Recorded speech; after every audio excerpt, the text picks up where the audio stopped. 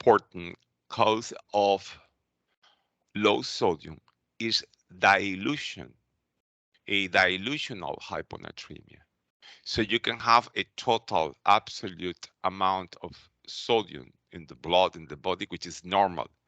But if you add too much water to the body, so if you have what is called a water intoxication, you are going to produce a dilution of the normal sodium of the body, and the concentration in blood will drop, and this is also considered a hyponatremia. Probably it is the most common cause when we have this dilutional hyponatremia. Uh, One important cause is when the client is being hydrated with IV hypotonic solutions. And another important cause is the irrigations. Irrigations occurs in the colon, it's called enema. In the urinary bladder, it's called continuous bladder irrigation. In the stomach, it's called gastric lavage. Those irrigation, if they are done with hypotonic solution of tap water, frequently the enemas and the gastric lavage are done with tap water. This is going to produce an absorption of free water that will produce a dilution of the sodium and a water intoxication. The much less frequent condition is the syndrome of inappropriate antidiuretic hormone. This is an excess of substances same or similar to the antidiuretic hormones. And for that reason, the patient stops eliminating the water that should be eliminated in the kidneys, and for that reason, retain water and develop water intoxication. You know that the syndrome of inappropriate antidiuretic hormone is the opposite of the diabetes insipidus. And it is a complication of surgeries, head trauma, and medications, etc. The patient that have a lower than normal amount of sodium is going to feel very weak, produce muscle weakness, and also is going to produce a hyperreflexia. So the reflexes, the deep tendon reflexes, the knee jerk, etc., are going to be decreased. Paradoxically, the smooth muscle of the intestine becomes hyperactive, and the patient can experience abdominal cramps and increased peristalsis. But this is when the value of sodiums are low but not too low. When the value of sodium, the concentration of sodium in the blood drops to a critical level, and it is considered critical 120 or less. And maybe this is a value to memorize. It's important for anchor. Because if you have a patient with a sodium in, let's see, in 130, it's hyponatremia, but it's not an emergency. It's something that is going to produce a mild to moderate symptoms, are not emergency, okay? But if you have a client with a sodium in 100 and 120, it becomes an emergency. 119, it becomes an emergency. Why it becomes an emergency? Because those levels of sodiums can produce brain damage. And it's easy to memorize. Produce brain damage. So what happens when the brain is damaged? The mental status is going to be altered. It's a continuum. It's a continuum from mild to severe symptoms. No, so first comes the somnolence, the apathy, the disorientation, the confusion. Then this advances to lethargy. Then comes the seizures, the deep coma, and the death. So this is what happens when the sodium is too low, and even you can have irreversible changes. A part of the brainstem called the pons can suffer a process of demyelinization when there is a severe hyponatremia, uncorrected severe hyponatremia, and the damage is irreversible. So the patient will not recover. So hyponatremia probably is the most important to have in mind.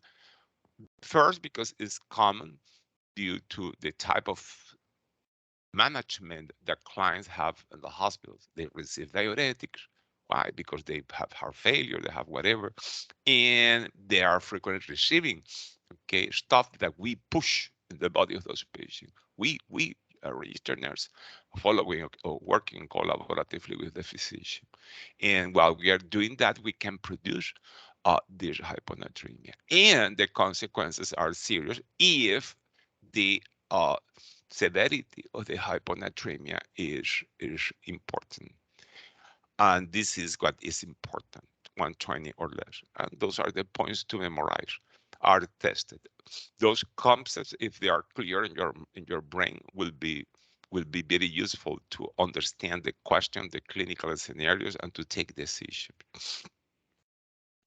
Of course, if the sodium is low, the correction is to administer sodium and restrict water. So it's a dual intervention, administration of sodium and restriction of water. The sodium administration will increase the amount of sodium, the concentration of the sodium. The restriction of water decrease the dilution of this sodium. So it makes sense. It's a dual intervention.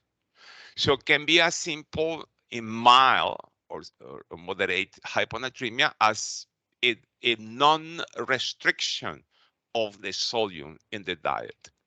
So trying to use your imagination, how can be testing a question? The client has hyponatremia. What is saying the client that requires more, teaching or follow-up or intervention of the nurse, meaning that the patient didn't understand uh, uh, the problem, is the patient is saying that he's going to have a sodium-restricted diet, something like this. Can be a little more complicated. For example, it's a patient with a syndrome of inappropriate antidiuretic hormone.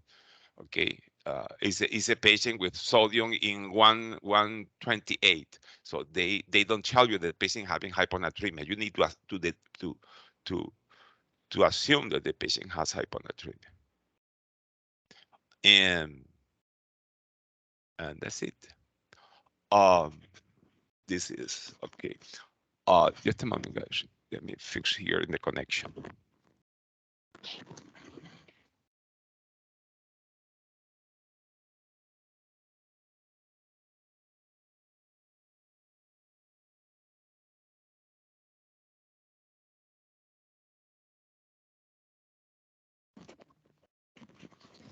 Okay, it's fixed. Thank you. So those are the interventions. When the patient requires IV correction, intravenous correction of the hyponatremia, like in emergencies in which the mental status is altered and the patient cannot have anything per mouth, so it needs to be MPO. The type of solutions that are administered to correct the hyponatremia are the hypertonic solutions. You know that a isotonic solution, the normal saline, has a concentration of 0.9%, so 0.9 grams of sodium chloride in 100 milliliters of water. Here we have a much more salty solution. We have more than three times that. We have a 3% sodium chloride. And the other concept that is very important for you to understand is there is a need of water restriction. And you need to understand that this concept of water restriction is related with the nursing, because the professional that is taking care of this water restriction to limit the intake of water by the client is the nurse. And could be a little difficult to carry out this requirement because, you know, sometimes patients can have access to the water. So trying to imagine how it's going to be tested, how you instruct the assistant, the nursing assistant, the unlicensed assisted personnel, how to remove the water pitcher from the room, how to limit the sources of free water by the client, okay, to be ingested because, you know, there is water restriction. When a client for A, B, or C reason have low sodium, the medication that could have consequences about this is the lithium. I mean, a person that is taking lithium as a mood stabilizer, and you know that is a drug of choice in the bipolar one disease. Uh, when a patient is in treatment with lithium, if for any reason, diuretic, dilution, or whatever intake, the lithium in the body uh, becomes lower than normal, then there is accumulation of lithium in the body, increases the concentration of lithium in the blood, and appears the lithium toxicity. And is a repercussion in pharmacology that you need to remember. And probably those are the most important concepts about hyponatremia that you need to have, and is an important topic. Hyponatremia is less frequent than hyponatremia. Hypernatremia is less frequent because usually doesn't produce alteration of the level of consciousness, but produces a lot of thirst. So you can logically conclude that a person that has his or her mental capacity to access water and have an intense thirst is going to consume water, and the hypernatremia is going to be naturally corrected. That's the reason for which hypernatremia is less frequent than hyponatremia. Hyponatremia doesn't produce any corrective impulse in the person and altered the level of consciousness. Hypernatremia produces a strong impulse to drink water. And when the person with hypernatremia drinks water, dilutes the sodium, and the concentration of the sodium normalizes. Of course, if the person with hypernatremia consumes water because they're thirsty, to dilute this excessive concentration of sodium, will have an excess of water in the body. So we have fluid excess syndrome. So could have edema, could have hypertension, even a weight gain, um, and even could develop, symptoms of heart failure. That's why we restrict the sodium in people with heart failure, with hypertension, and renal problems. But the absolute concentration of sodium beyond the normal, beyond 145, will produce an intense thirst that tends to correct the concentration of sodium consuming water. The causes are less frequent. For example, the loss of water in diabetes insipidus. Diabetes insipidus, the deficiency of antidiuretic hormone, produces a selective loss of water, no sodium, only water, in the kidneys. So this aqueous polyuria will produce a deficit of water in the body, but a retention, of a permanence of the sodium.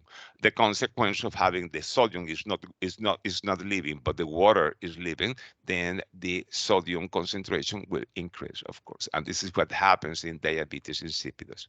But remember that one of the symptoms of diabetes insipidus is after the polyuria induced by the deficiency of the hormone, the person will experience intense thirst and will develop polydipsia. Meanwhile, the patient is able to access water and consume the water, or the person tends to survive. Only when it is not possible is when quickly, dehydrates and can die of hypovolemia. Another Remember that this diabetes insipidus occurs when there is the neurogenic, there is a deficiency of antidiuretic hormone because damage of the pituitary gland, trauma, surgery, brain surgery, etc. But remember also there are medications. They can induce what is called a nephrogenic, okay, diabetes insipidus, o sea, antagonizing the receptors of the normal antidiuretic hormones in the kidneys. And one of those medications is the lithium, okay? But there are many others, okay? The other possibility of having this hypernatremia is when the person is losing fluids that are hypotonic. I mean, is losing more water than sodium. Like, for example, the insensible losses. The increased insensible losses by hyperventilation, dyspnea, very dry environments, deserts, without being able to drink water because it's lost in a desert or in the sea, etc., will produce a loss of higher amount of water than sodium, and for that reason can produce hypernatremia. But as you notice, are less frequent causes compared with diuretics and the irrigations made in the hospitals by nurses. And the other possibility is the administration of hypertonic solutions. Of course, a psychiatric reason to consume too much sodium, but it's not the most common. That's why hypernatremia, even if it can be tested, is less probable question than hyponatremia, which is much more common in the practice of nursing. And this is the reflection that we see in Nclex, in question of Nclex related with sodium. Of course, the hypernatremia produces intense thirst, fluid volume excess, hypertension, bound impulses, edema, weight gain, can produce heart failure, pulmonary edema. And the intervention is the restriction of sodium and the administration of free water. Okay, if IV solution need to be administered because the patient is unconscious, is unable to tolerate the oral V, etc., you anticipate they are going to be using hypotonic solution. The hypotonic solutions is this is 0.45 half normal saline, which only have half the concentration of sodium of the normal saline. Even you can have dextrose solution, that when you do an dextrose solution, you are not administering sodium, no sodium. And it's practically water what you are administering when you provide that. So those are the basic concepts that you need to know. But as I repetitively explain, the challenge that you need to have very clear is the hyponatremia. Which statement made by the older adult client alerts the nurse to assess specifically for fluid and electrolyte imbalances. You know that old people are different. And there are physiological alterations in the process of aging that affects several parameters of the physiology that can affect fluid and electrolyte balance. One of them is that the osmoreceptors, those stuff that we have in the brain, in the hypothalamus, that are continuously measuring the concentration of our blood, especially the concentration of sodium in our blood, to decide if we need water. And then you know what happens, no? When you need water, this brain makes you feel something called thirst. And then you drink water and normalize the concentration, the exaggerated concentration of sodium and dilute the sodium. You know that it happens, no? Because it happens every day on you.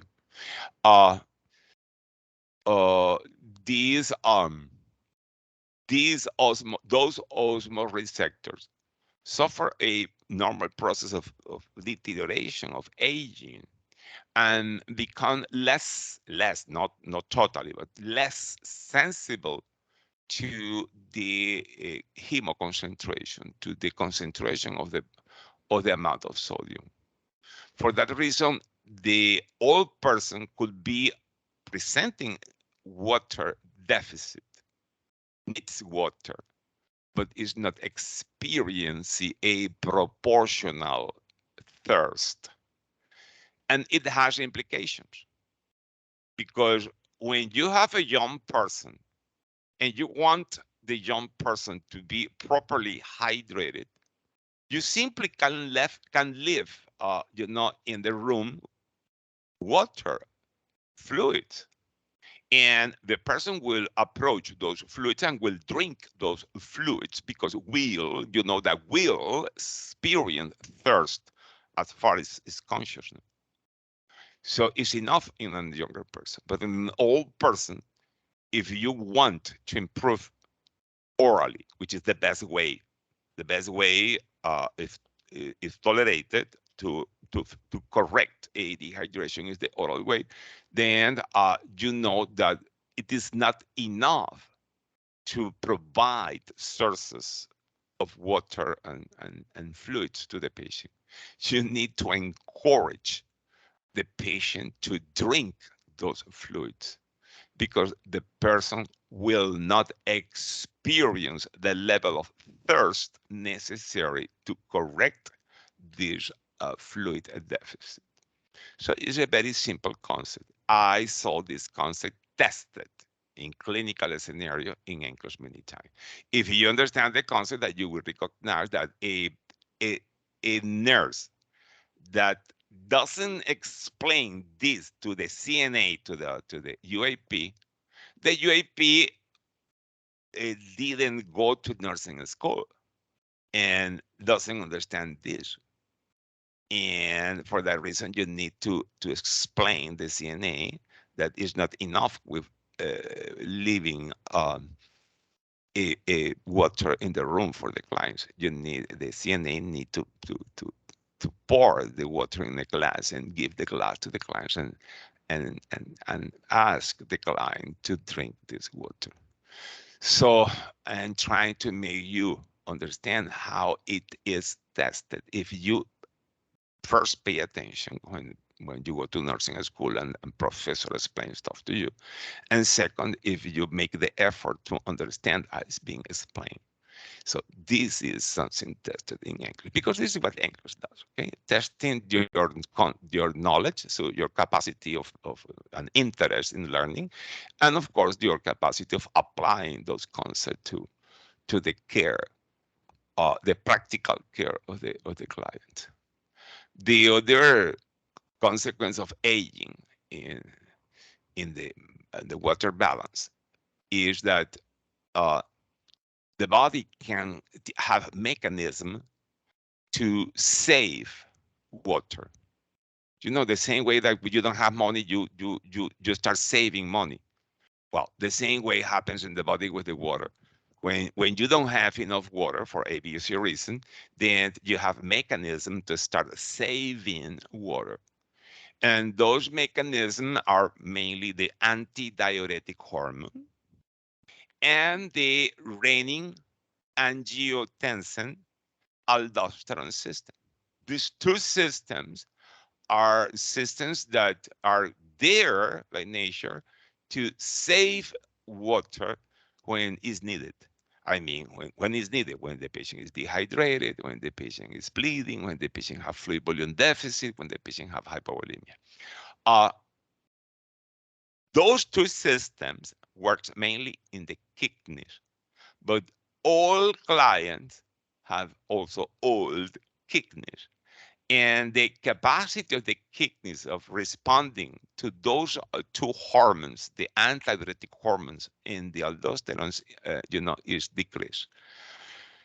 And as a consequence, the capacity of concentrating the urine to continue working. So the work of the kidneys is to eliminate dirt, the garbage.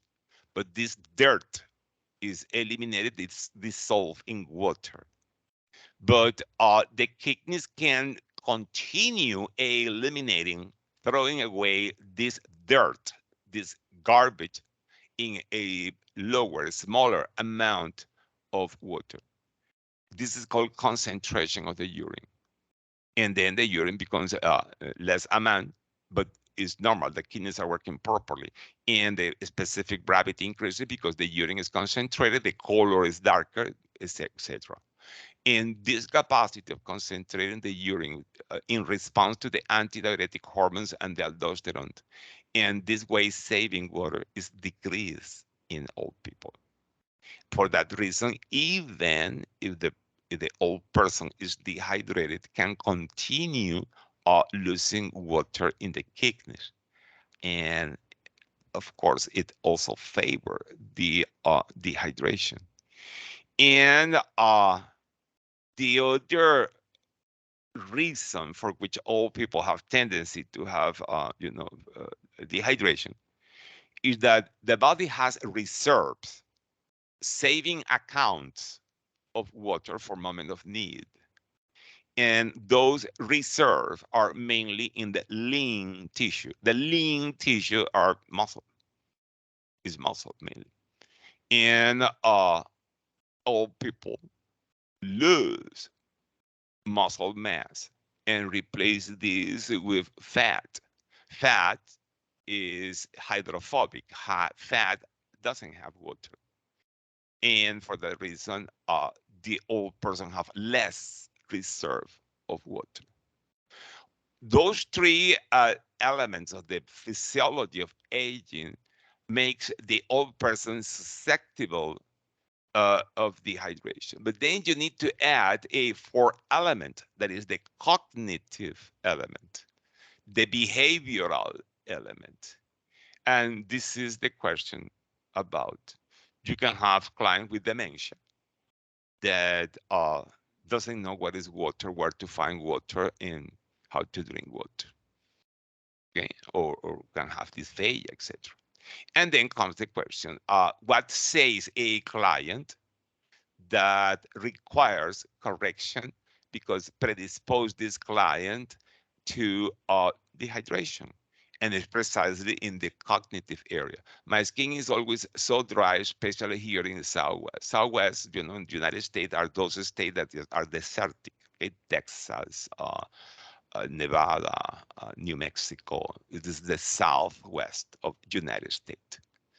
And you know that it's expected that the skin of old people has less capacity of sweating and less capacity of producing the acid mantle, what is called the acid mantle, what is the secretion of oily glands that we have in the skin. I often use a glycerin suppository for constipation. Constipation is very common in old people.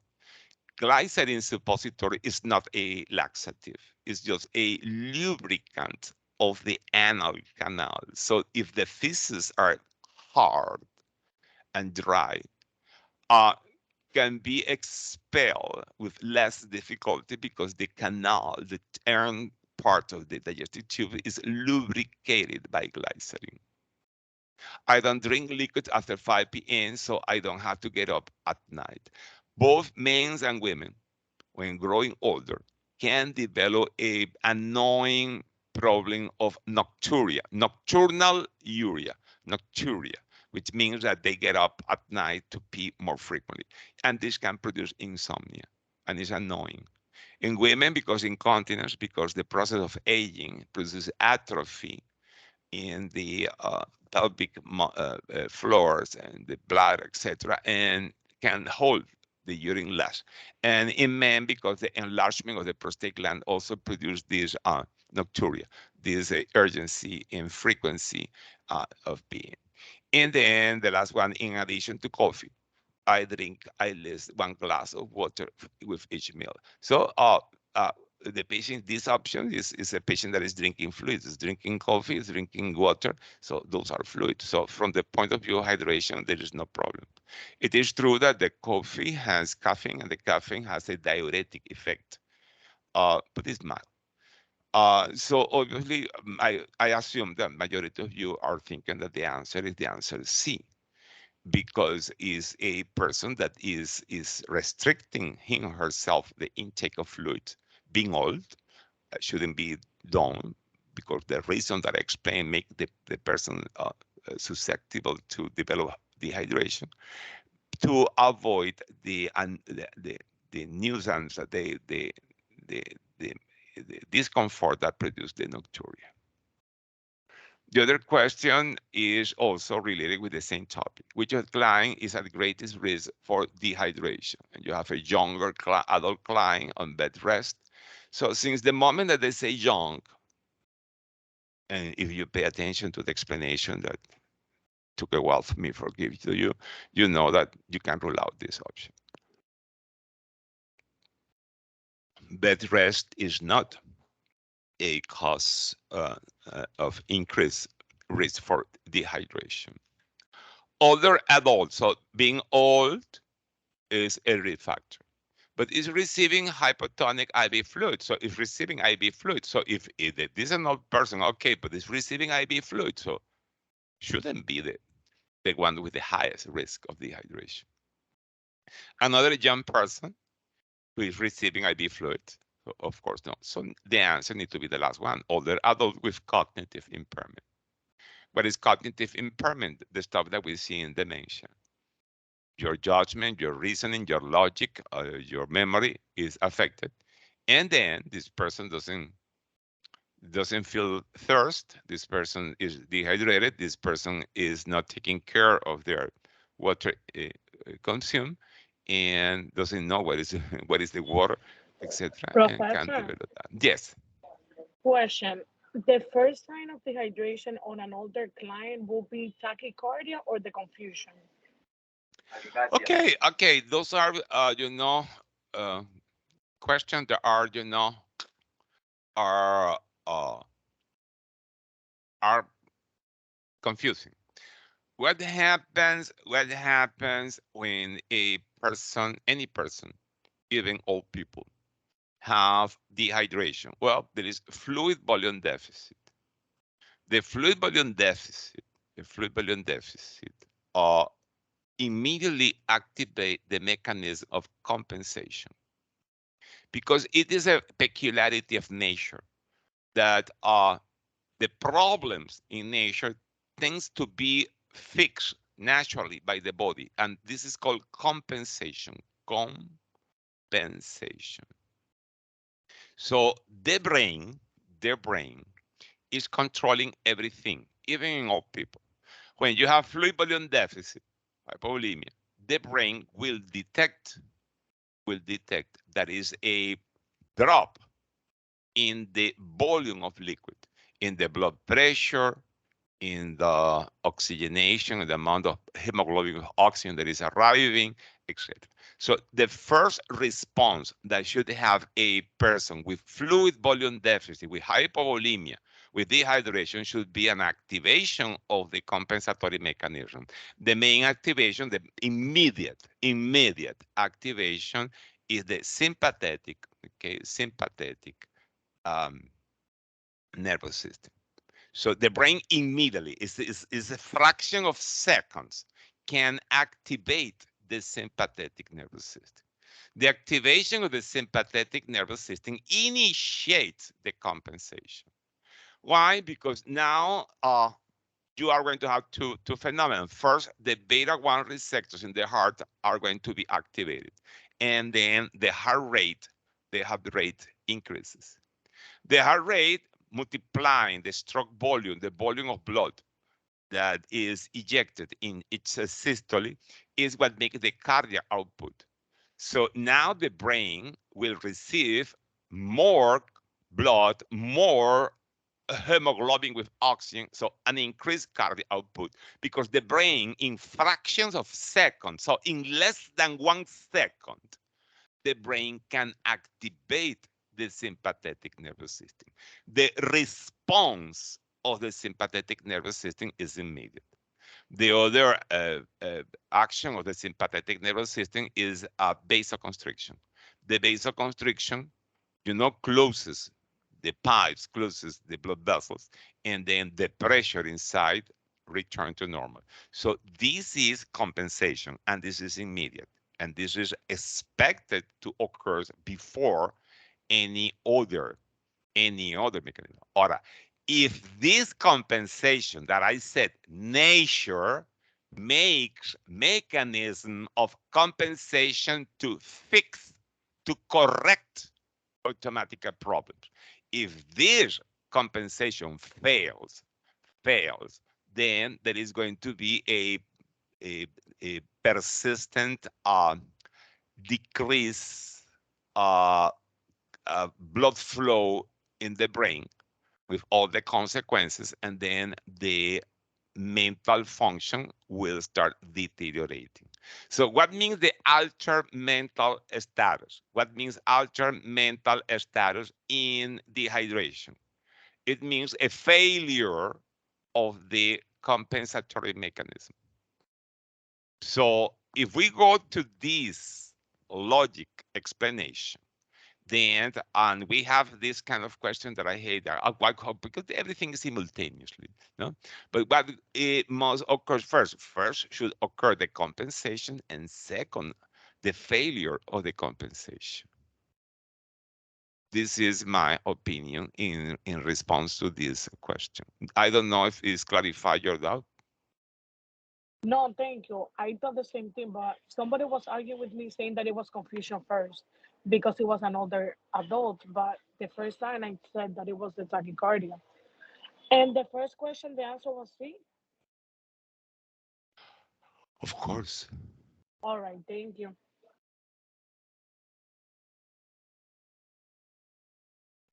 The other alteration that have in mind in this area is the potassium. Potassium is very important because uh, in our blood, we need to have a very narrow range of normal potassium. 3.5 to 5 is the value accepted. So notice how wide is the sodium range versus the very narrow range of potassium. It makes it more common that alteration of the potassium becomes priorities because we have a margin with this wide range of correction here in the sodium, while the potassium, any little alteration toward the lower or the high levels is going to become, a big problem. The reason of having this value of sodium, this value of potassium are the kidneys. And going deeper, the aldosterone, the the the hormone produced in the adrenal gland. So the aldosterone is a very potent hormone that we produce continuously. And you know that is also regulated by the renin angiotensin aldosterone system. And aldosterone tells the kidneys, okay, I need sodium.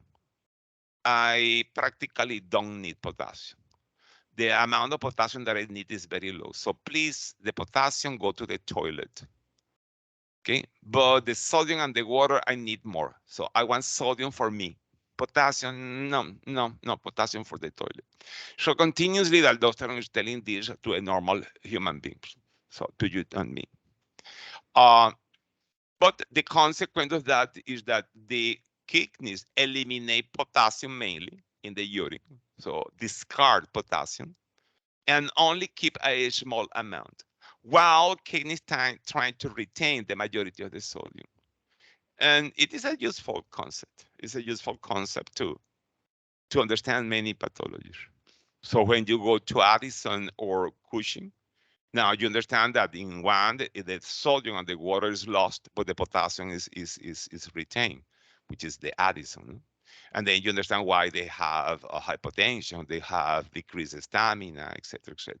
And then you understand why the diet should be low in potassium.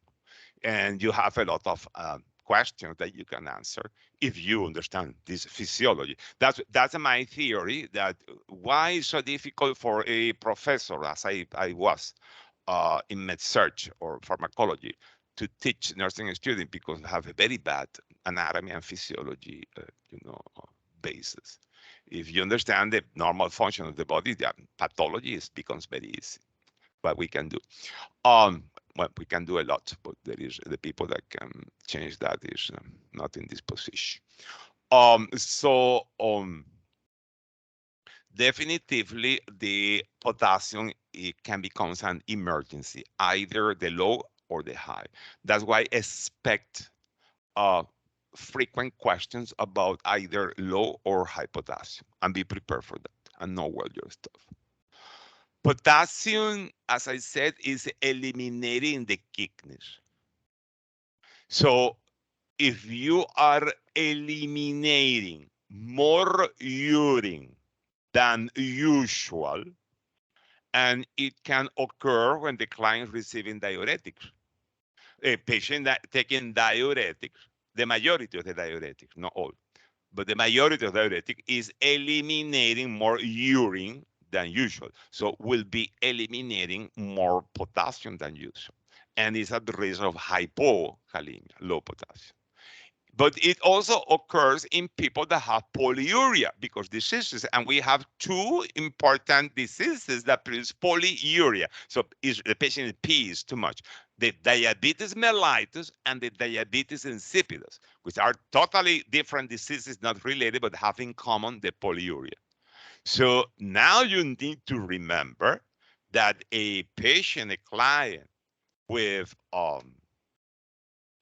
diabetes mellitus, the decompensated diabetes mellitus and polyuria, you expect that the patient can have a loss of potassium in this polyuria. It is true that also is lost the water, so the concentration of the potassium at the moment during the dehydration, during the decompensation could be acceptable. But in the moment in which the water is replaced with normal saline, okay, and this potassium, this scant potassium that we have will be diluted and the patient will develop hypokalemia. The same, the patient that receives the most commonly used diuretics, that are the loop diuretics and the thiazide diuretics, that are potassium wasting diuretics. But also have in mind that in the GI system, so from mouth to anus, any liquid that is in the GI system, so the gastric juices and the intestinal juices, are very rich in potassium. So any loss of those fluids, I mean vomit, I mean nasogastric suction, I mean diarrhea, I mean ileostomy, an ileostomy, I mean an intestinal fistula and a normal communication between the intestine and the skin producing a loss of intestinal liquid, can produce hypokalemia. And for pharmacology purposes, pharmacology question, and also endocrine, remember that the hormones produced in the adrenal gland could be given artificially as immune suppressors and anti-allergic and anti-inflammatory in some patients with certain diseases like autoimmune diseases, lupus, arthritis, etc. And those hormones, those adrenal hormones, remember that we said, are doing the same as aldosterone, because aldosterone is one of them, is going to force the kidney to eliminate potassium. So a patient that with lupus taking prednisone or with asthma receiving hydrocortisone could develop a hypokalemia because the effects of those medications artificially administered. And all of them are important because all of them are related with nursing. Nurses have to do with vomit, diarrhea, diuretics, and glucocorticoids, etc. So the condition that produces the endocrine condition, that the other endocrine condition that produces hypokalemia is the Cushing disease, because you know the excess of hormones of the adrenal gland. The patient that have hypokalemia, the hypokalemia is mild to moderate, will also experience a lot of muscle weakness. So in that aspect is similar to the hyponatremia, but at the same time can experience muscle cramps, so intermittent muscle contractions, involuntarily painful contractions. But the big difference with the hyponatremia, the low sodium, is that the intestine becomes silent. So the smooth muscle of the intestine when the potassium is low, stop moving. The peristalsis stops and produce something called ileus paralyticus. It is very important because when people have surgery, uh, are MPO until the bowel sounds of the peristalsis return. And you can have a delay in the return of this peristalsis beyond 24 hours or 48 hours. And one of the reasons could be that as part of the process of surgery, the patient is having an electrolyte disbalance, specifically a hypokalemia. So how is tested? Very simple. The patient has 48 hours of the surgery and still the bowel sounds have not returned. What should do the nurse at first? Insert an nasogastric tube, call the rapid response team, call the army or whatever. And the answer is evaluate, check, assess the electrolytes to see if there is a hypokalemia. The, the, the heart is affected by the hypokalemia and is affected to the extreme that the patient can develop ventricular dysrhythmia. So this is another question. You have a patient that is presented a cardiac dysrhythmia, specifically PVCs, VTAC. What should be done from the point of view of the nurses? Okay, suppose that is a PVC, is not an emergency. So evaluate the electrolytes of the client. This is another very simple, straightforward question that could be in the English. And in the electrocardiogram, you can have classical manifestations of the hypokalemia. And those manifestations are seen mainly in the repolarization segment of the EKG. That is the ST segment and the T wave. So you see that ST segment tends to be downward, is going to be depressed. And the T wave tend to be flat or inverted. And then appears a wave that usually is not present in the EKG. Is a wave that comes after the T wave, and it's called U wave. Remember that those wave of the EKGs are in alpha order: P, Q, R, S, T, U. And in reality, the U wave is seen more or less like this. You see the depression of the T segment, the inversion of the T wave, and the presence of a positive wave after the T, the inverted T. This is more or less how it is seen in the EKG. So it's in this area where you see the alterations of the hypokalemia. These can evolve to premature ventricular contraction, ventricular tachycardia, ventricular fibrillation, asystole, etc. So there is an indication to place clients with potassium alteration in a cardiac monitorization, because it's the way of early detecting a potential and possible cardiac dysrhythmia as a consequence of the hypokalemia. So it should be an independent nursing decision that I'm pretty sure is going to be supported by the provider.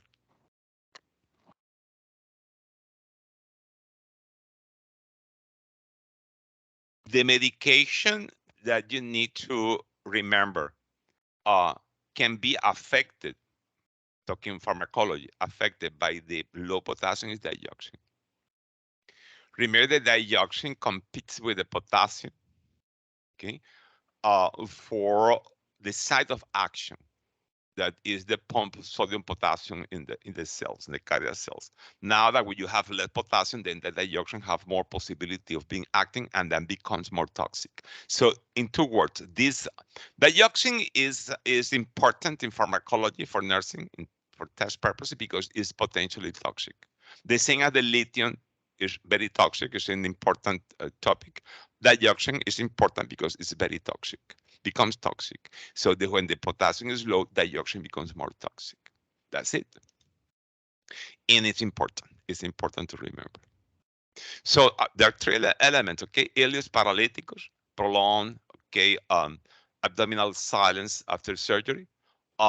the patient that is presenting cardiac arrhythmias, and the person that is taking digoxin. It's not only that, but those are three important, for test purposes, important topics to have in mind. So what we do if we have a patient with low potassium, we give potassium. Don't forget that potassium is given as far as the kidneys are working. We cannot give potassium to a person that is in acute renal failure.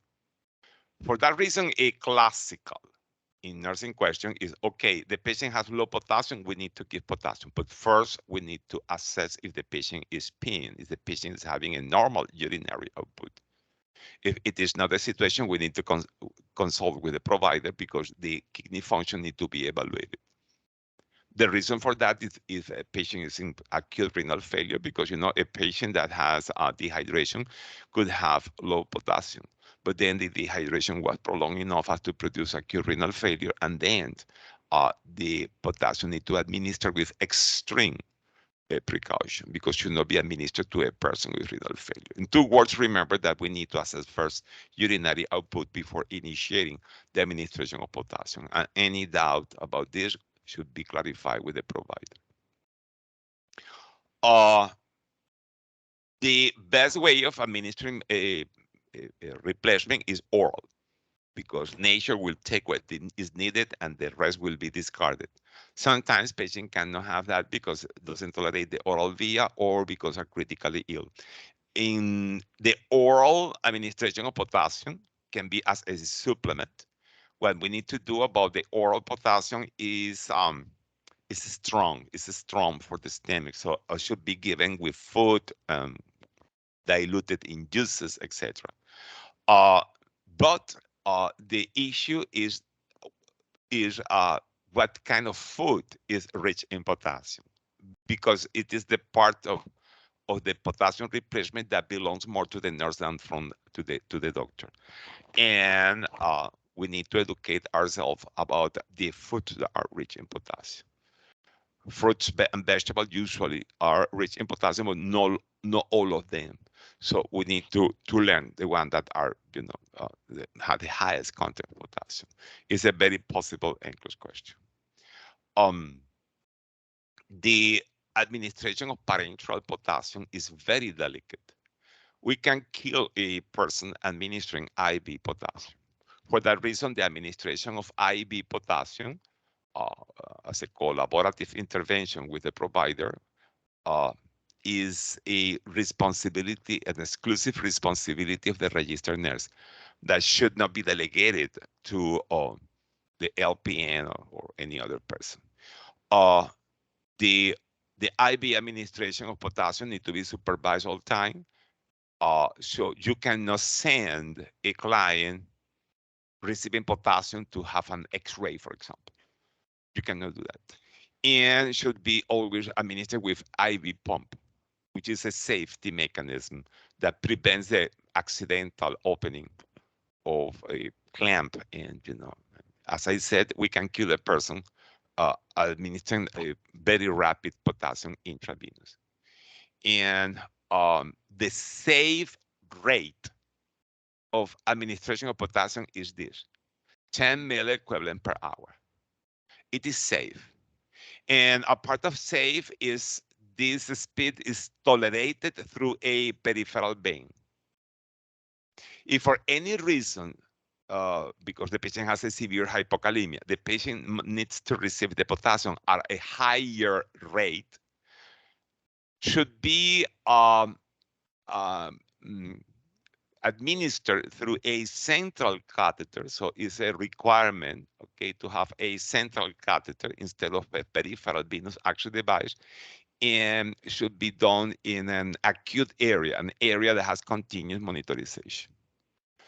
In two words, you have a patient that have a hypokalemia, mild to moderate hypokalemia, need to receive IV potassium, and the order is around 10 or less milliequivalent per hour, can be done in a regular service and can be received through a peripheral vein.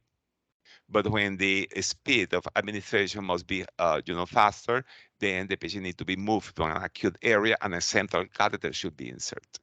That's it. But this is good to remember that this is the safe, okay, rate of administration of potassium. So if, for example, they ask you, the patient has a deficit of 40 ml equivalent of potassium, and the doctor ordered the administration, how should, in what time should receive the client this the amount of potassium? You need to say 4 hours. Why? Because if 40 divided by 10 is 4, okay?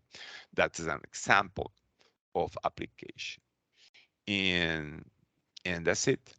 When potassium is administered through a central vein, the potassium dilutes. The dripping there in the stream in the tip of the catheter is diluted by the high flow of blood that is passing there, and that the risk of having high concentration of potassium in the heart is decreased. Hyperkalemia is the other extreme of the alteration of the potassium. As I said before, the kidneys eliminate huge amount of potassium every day. And for that reason, our potassium in the blood has this low range. And it has to do with the kidneys and the aldosterone, so the adrenal gland. So you need to understand that the most common cause of hyperkalemia are renal diseases. Meanwhile, the most common cause of hypokalemia is the loss of potassium because the diuretics, the kidneys, the polyuria, or the intestinal loss of fluid, the most common cause of hyperkalemia is the renal failure. And yes, Nclex ask if you know the most common, statistically talking, causes of this stuff. And it's important to know that. The classical scenario of a patient with hyperkalemia is a patient that has renal failure. The less common causes of high potassium are complications of the pharmacology. So certain medications can increase potassium in the body. Usually those medications in normal people that needs those medications, usually those medications don't produce hyperkalemia. I mean, ACE inhibitors, the pril, captopril, lisinopril, etc. And the ARBs, angiotensin receptor blockers, the sartan, losartan, valsartan, irbesartan, uh, they elevate the potassium, but not until reaching uh, toxic levels. So in normal people, having lisinopril is not a cause of hyperkalemia. But a non-normal person, I mean a person with renal failure that already has diagnosis of renal failure, should not take ACE inhibitors or ARBs, because you have two causes of elevation of the potassium, the renal failure plus the ACE inhibitors. So it is to have clear that certain medication like ACE inhibitors, ARBs, and the potassium sparing diuretics have the potential of elevating the potassium beyond the normal in patients that have previous condition like renal failure, but not normal clients. So don't confuse that. For a normal person, it's good to have a normal person with hypertension, a normal person with, I don't know, ascites, a normal kidney person with hypertension, a normal kidney person with ascites is no problem taking ACE inhibitors or spironolactone. The problem would be a person with renal failure. Okay, so have that in mind. So definitively, how can be tested? Well, you have a patient that has been ordered lisinopril for hypertension, which finding in the laboratory results requires withholding the medication and consulting the physician. Well, the patient has creatinine 2.8. 2.8 creatinine is high.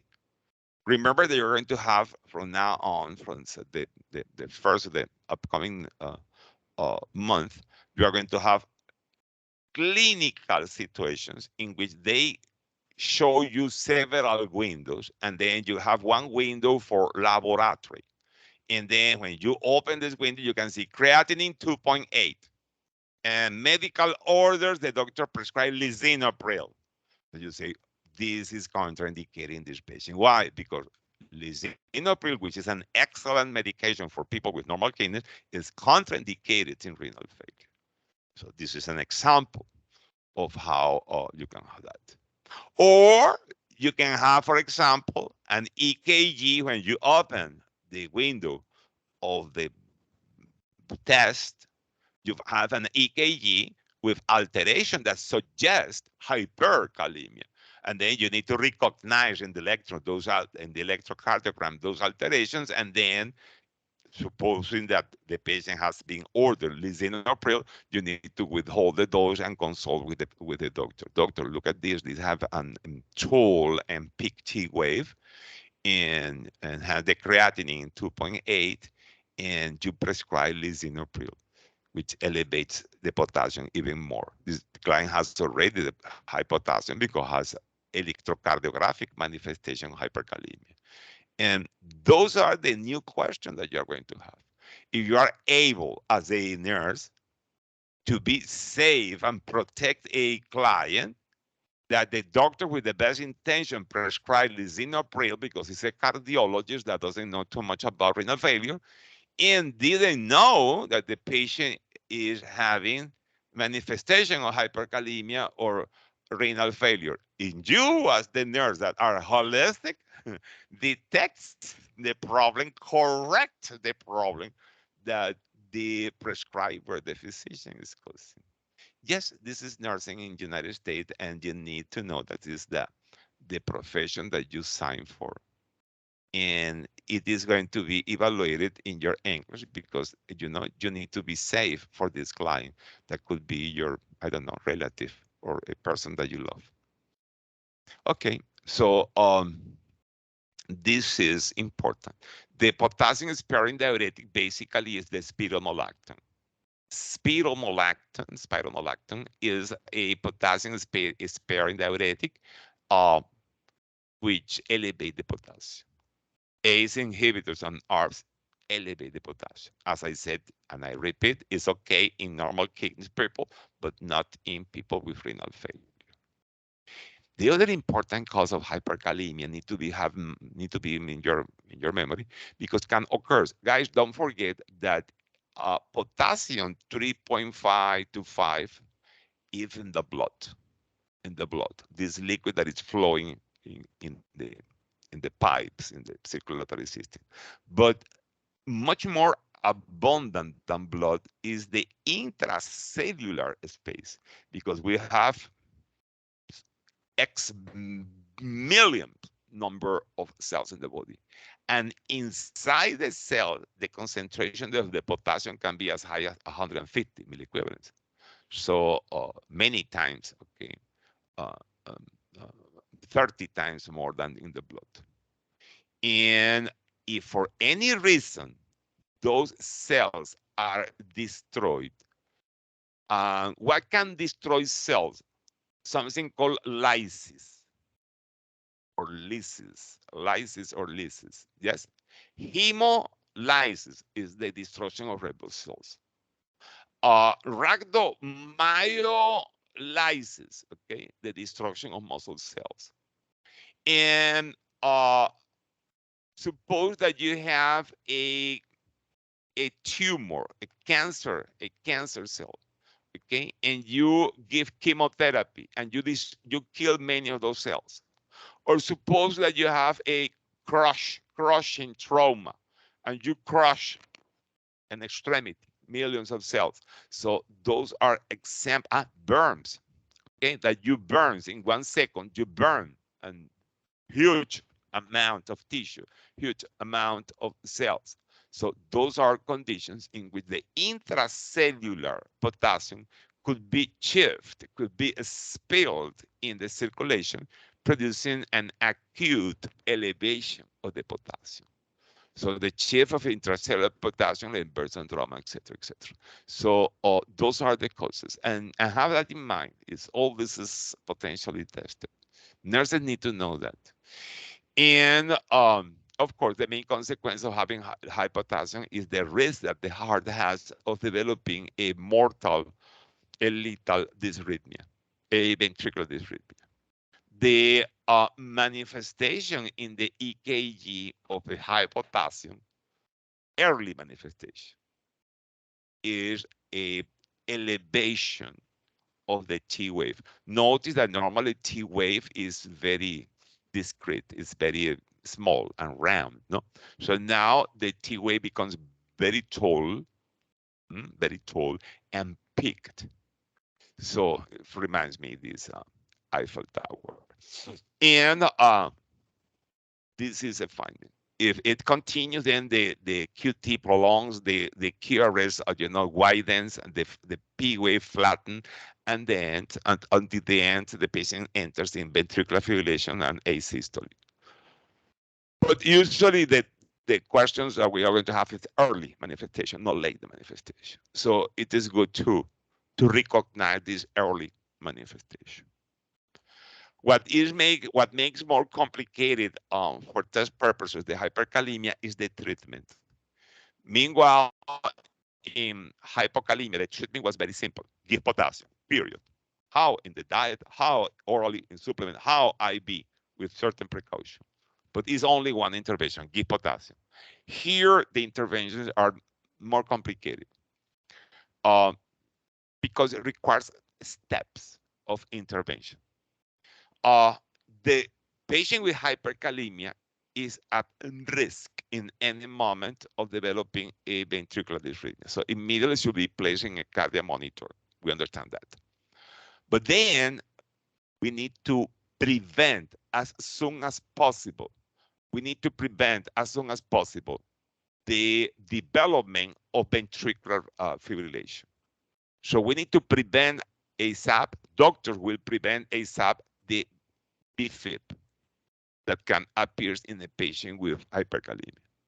The, the medication that can prevent a BFib in those patients, stabilizing the transmembrane potential of action, is the calcium gluconate. So calcium gluconate IV can prevent the ventricular fibrillation. It's not affecting the concentration of the potassium. The potassium is not modified by the calcium gluconate, but calcium gluconate makes like a shield in the muscle cells, a transient shield in the muscle cell that prevents and gives us time, okay, preventing the ventricular fibrillation. And for that reason, because it's immediate, it's an IV bolus of calcium gluconate, uh, this is usually the first intervention.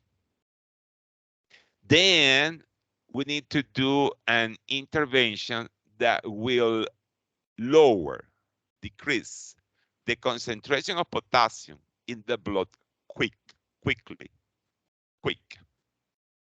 And the substance that can quickly decrease the concentration of potassium. Suppose that the potassium in the blood is 6.9, is 7.8, is high, okay? And we want to decrease that to 5, yes. The medication that can quickly decrease the concentration of the potassium in the blood is the insulin. So the medication that can do that is the insulin. So insulin is the medication that can lower quickly the potassium in the blood. How can do that the insulin? The insulin has the capacity of moving the potassium that is in the blood to inside the cells. So the potassium will be moved, will be shifted from the blood to inside the cells. As I said before, potassium can be very high inside the cell without producing problem. The problem is this 3.5 to 5 in the blood, okay? 3.5 to 5 in the blood. And the insulin can move this excessive potassium to from the blood to inside the cells. So if the potassium in the blood was 8, now it's going to be 5. Why? Because some of the potassium was moved inside the cell. By whom? By insulin. But if we give insulin to a person that is not diabetic, then the consequence will be what? Hypoglycemia. So this insulin needs to be given together with glucose. with glucose. The insulin is given IV, so need to be regular insulin. And the glucose is given proportionally to the dose of insulin to prevent the hypoglycemia. So usually it is an infusion of glucose 10%.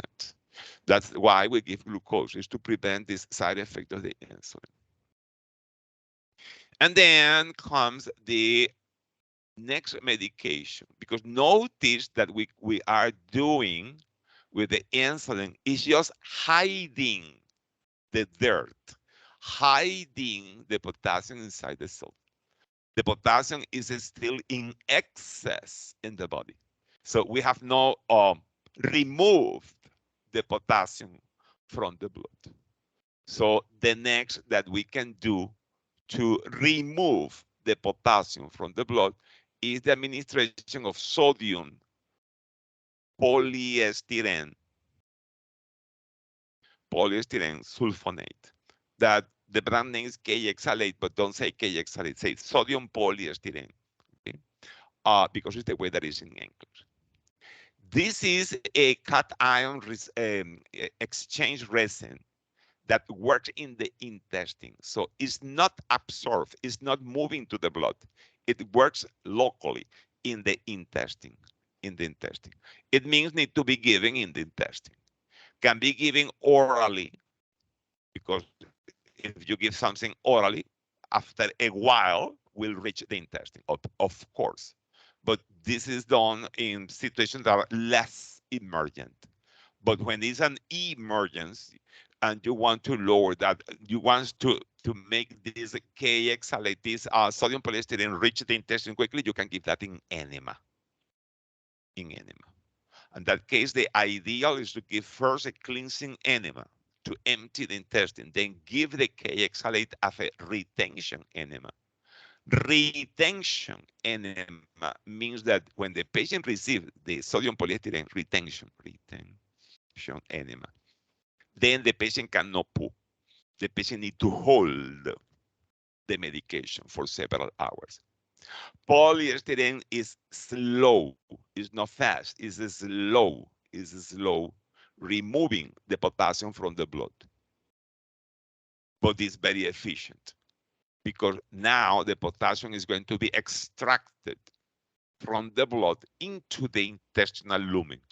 If later you give a laxative, a cathartic, then the person is going to poo this resin, this sodium polystyrene with the potassium included. So you are going to eliminate the potassium in the toilet.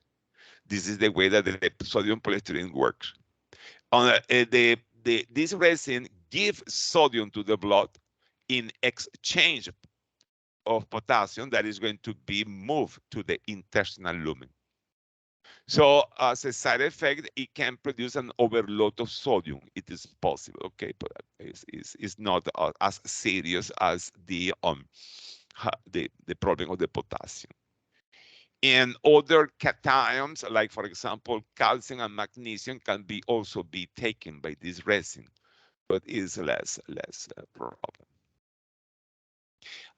Uh, less priority ways of eliminating potassium if the kidneys are able to respond to loop diuretics. I mean furosemide, bumetanide, torsemide, loop diuretics, the high ceiling diuretic, the potent diuretic, then also this kind of diuretic could be administered by the provider, because those are potassium wasting diuretics, so it's the case.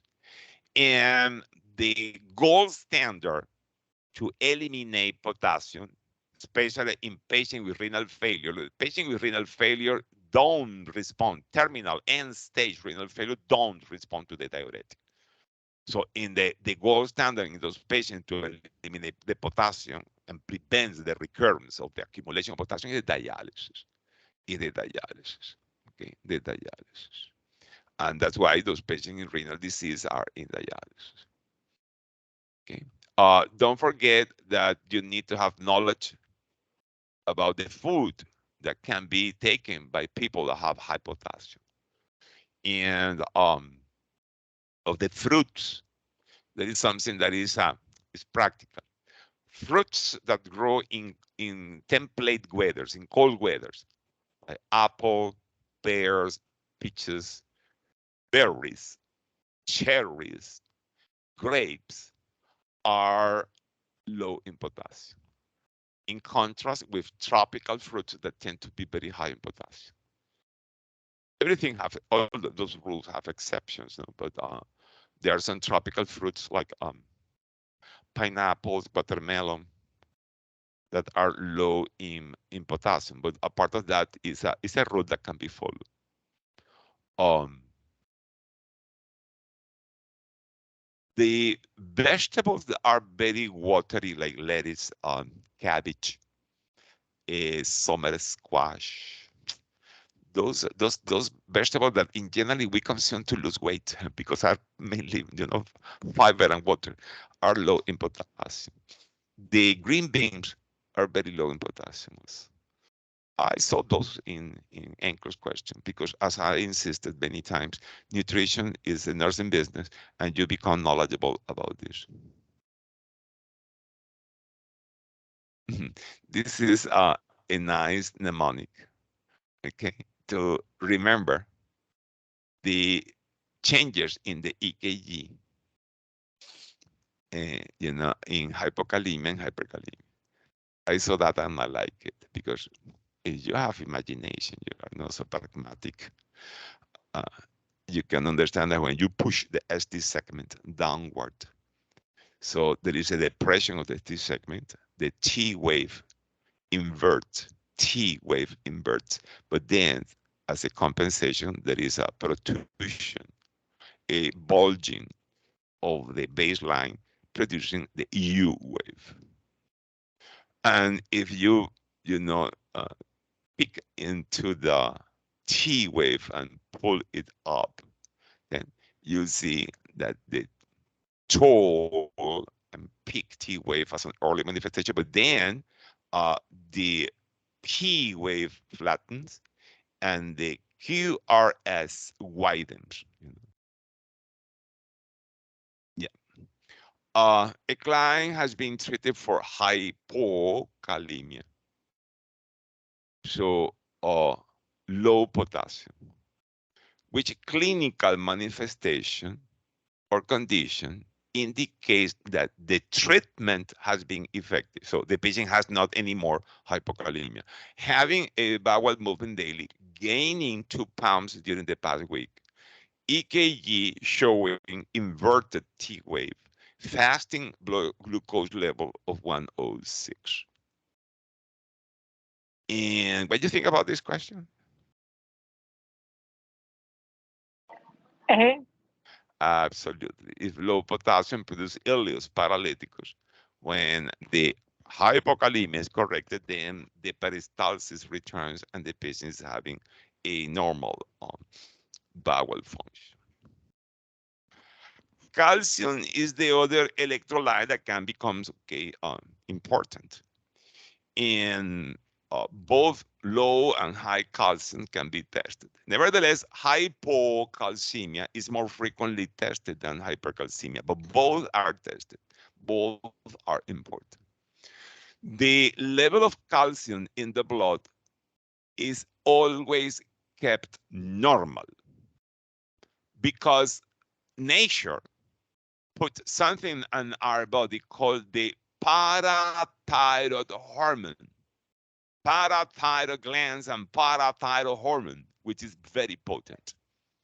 And meanwhile, you have parathyroid hormones and parathyroid glands. You should not have low calcium in your blood. It is a statement that can be solid. The parathyroid hormone doesn't tolerate low calcium in the blood. Because if for any reason the calcium in the blood drops, immediately the parathyroid glands that are localized behind the thyroid gland, activate and the parathyroid gland goes to the bone where you always have abundant calcium and steal calcium from the bone to put this calcium in the blood and correct, fix the hypocalcemia. So what is the conclusion of this statement? That is physiology, that nobody should have low calcium in the blood as far as the parathyroid glands are working. Because if the calcium in the blood drops for any reason, the parathyroid gland should steal calcium from the bone to put this calcium in the blood and prevent any hypocalcemia. Of course, the one that is going to pay the consequences is who? The bone. So now the bone that is stolen of its calcium becomes, weaker, becomes brittle. This is the consequence of this action of the parathyroid glands, but will prevent drops in the level of calcium in the blood. But what happens if the parathyroid gland is damaged for any reason? Oh, in that case, nobody is doing this protection of the level of calcium in the blood. So nobody is going to the bone to steal calcium and put that in the blood.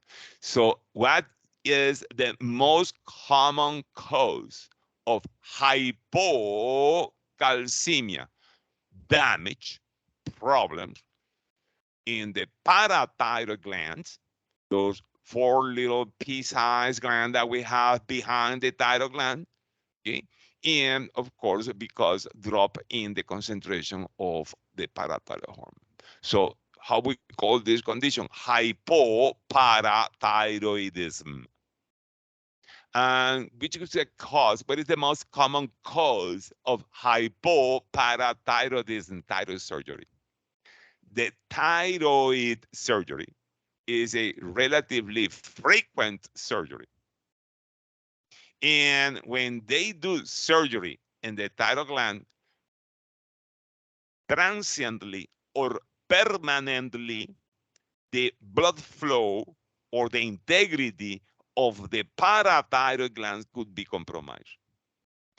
So the most common scenario that you will have in which the client has low parathyroid hormone and hypocalcemia will be a client convalescent of a thyroid surgery.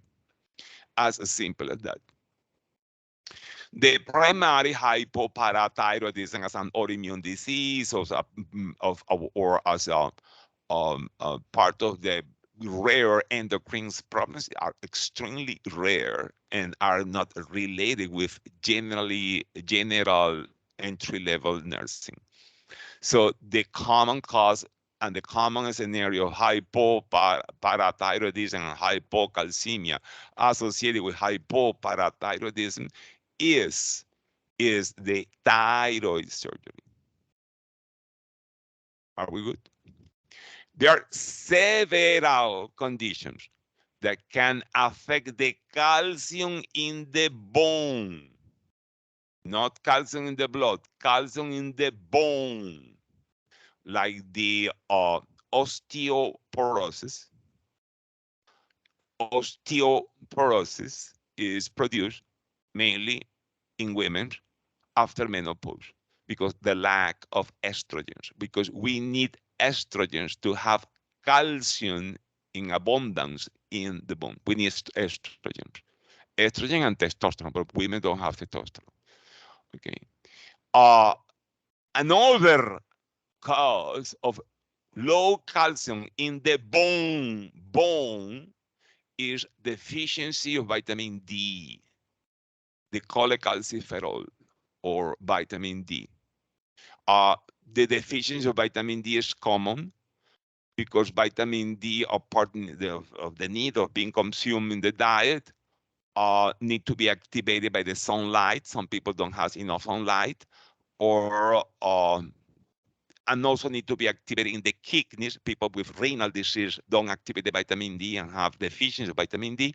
And then because the absorption of calcium will decrease, the parathyroid gland detects low calcium in the blood, and then the parathyroid gland that is okay in that situation, in renal disease, the parathyroid gland is okay.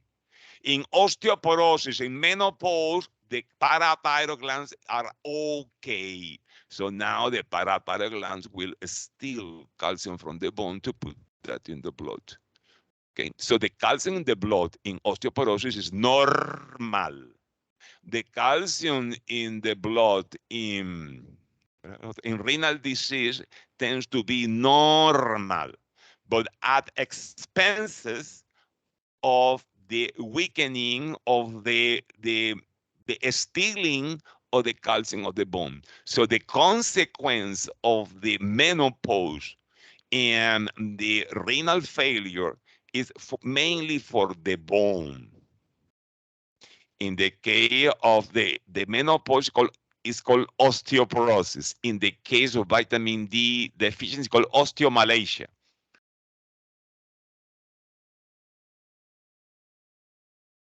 But at the end, the big thing is the same, the bone. And the brittle bone produces fractures. Okay. So those are concepts of physiology and pathophysiology that nurses need to have clear to understand those pathologies. Okay, and the treatment and etc. Because all those specific questions have been testing. Okay, so let's go back to the hypocalcemia. What is the most common cause of hypocalcemia? Parathyroid gland problems.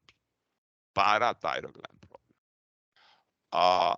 Less common, much less common of hypocalcemia, cause of hypocalcemia are certain situations, acute situations like pancreatitis, use of calcitonin and other medications that can produce a transient, not permanent, transient drop in the level of calcium. But this is not really important. I think that you need to have very clear that thyroid surgery is your challenge for hypocalcemia. When the level of calcium is below the normal, 911, the person will develop irritability. The nervous system and the muscles become irritable, becomes upset, let's see. And then the nerve becomes very irritated to the extreme that the patient can have seizures. And the sensation, the nerves are to move and to feel. So this malfunction of the irritated nerve could reach the level of seizures.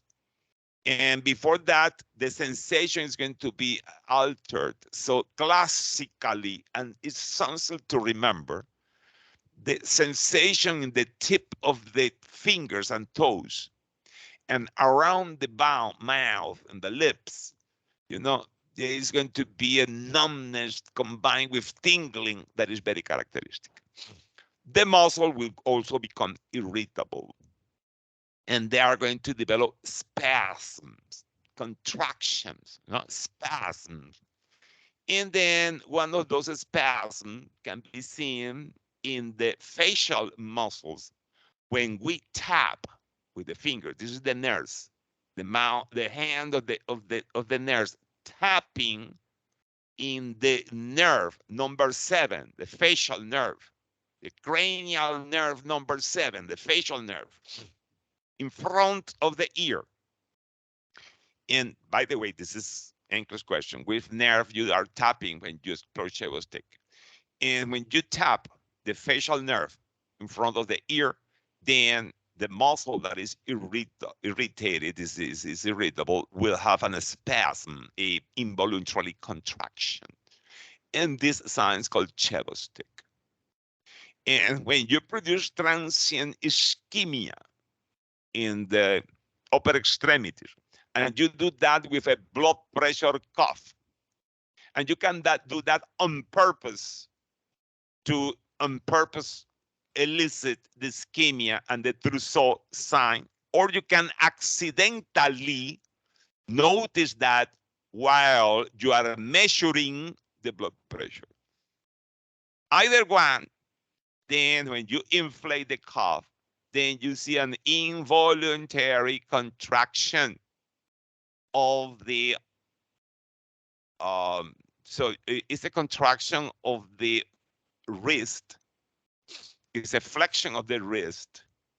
It's a flexion of these joints, the knuckles, the metacarpophalangeal joint, but with extension of the proximal interphalangeal joints, making this position of the upper extremity, and this sign is called Trousseau. So this is a manifestation of the irritability of the muscle. But the muscles that control the vocal cords, the muscle that control the vocal cords, can also present this irritability. And then the patient can have laryngospasm with a stridor and difficulty to breathe and obstruction of the airway. And the muscle of the heart, also can present this irritability and can produce cardiac dysrhythmia. So not only potassium, also calcium, and as we'll see later, magnesium can produce cardiac dysrhythmias. The three electrolytes that can produce cardiac dysrhythmias are potassium, calcium, and magnesium. So yes, there is indication of a cardiac monitor in a patient with hypocalcemia. The type of alteration that produces the hypocalcemia in the heart can be seen in the EKG, where you see a prolongation of the separation between the the Q, this is the Q, and the T wave. You see the separation and make it exaggerated, no? So this is called QT interval. So now when the calcium is low, you see a prolongation of the QT interval. And is this prolongation what favors the development of ventricular tachycardia, specifically a form of ventricular tachycardia that you see in the EKG, that the QRS is twisting, twisting the tip. First is going up and then twist for going down. Up and down, up and down, up and down. And this twisting is called torsade in French. Torsade point, okay? And it is a ventricular tachycardia induced by many causes, but among them by hypocalcemia and hypomagnesemia, because prolongation of the QT interval. Patient with low calcium, okay, can have increase of the vowel sounds and diarrhea, but it's less important, less important. And well, those are manifestations that can be tested with pictures like this, can be tested by words, like the explanation that I gave you, etc. And it's something you need to have in mind in any patient who has thyroid surgery. The intervention when there is low calcium is to provide calcium, and the way of administering calcium is IV as calcium gluconate. That should be also always available in patients that have thyroid surgery. Of course, put the patient in cardiac monitor, initiate seizure precautions, and develop knowledge of the calcium-rich diet, and don't learn only milk and dairy. Learn other sources for people that are intolerant to the milk and dairy, like bony fishes, green leafy vegetables, tree nuts, etc., tofu, etc. Hypercalcemia is less frequently tested, but can be tested. Hypercalcemia, well, the classical form is the hyper, parathyroidism, a hyperfunction of the parathyroid gland. But it is extremely, but extremely rare. The most common cause of hypercalcemia in nursing life is cancer. Cancer, many cancers, common cancers, have the bad habit of developing metastasis, spreading to the bone, to the skeleton. And bone has a lot of calcium. When the bone is destroyed by the metastasis, then the calcium of the bone will shift from the bone to the blood. And this is the most common cause of hypercalcemia, the tumoral hypercalcemia. And it is an oncological emergency. It's an oncological emergency. Uh, when the calcium in the blood is elevated, the main consequence is not in the blood, is not in the brain, is not in the heart, is not in the brain, in the whatever, in the lungs, is in the kidneys. So it is a basic concept. Which one is the victim of the hypercalcemia, independently of the cause? The kidneys. Kidneys are going to be overloaded with calcium when there is hypercalcemia, and then this calcium will deposit in the tubules, in those microscopic tubules of the nephrons, and will produce a nephrocalcinosis and will produce an acute renal failure. So the hypercalcemia, the main consequence will be acute renal failure. Acute renal failure. Calcium initially in the kidneys will produce polyuria because calcium, this hypercalcemia, high calcium in the blood, will produce hypercalcium in the urine, hypercalciuria. And the calcium is a molecule that have osmotic properties, will suck, will pull water. And as a consequence, the patient will develop polyuria. So one manifestation of the hypercalcemia is polyuria. But the polyuria dehydrates, and the dehydration increases the concentration of the calcium. So now both in the blood and the kidneys. So it is going to be like a vicious cycle. And the way of breaking this vicious cycle that ends damaging the kidneys is rehydrating the client. So the intervention of the hypercalcemia is basically the protection of the kidneys and the correction of the dehydration with hydration.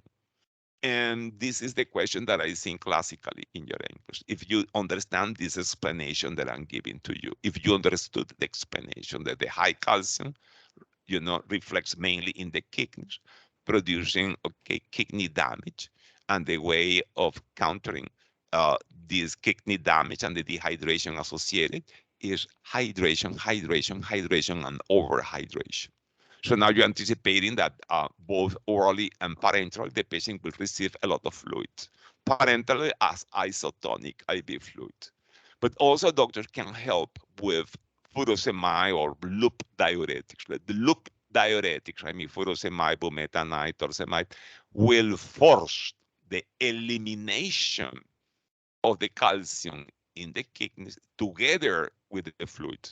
So paradoxically, you'll see the doctor prescribing huge amount of normal saline and huge amount of furosemide to flush the kidneys.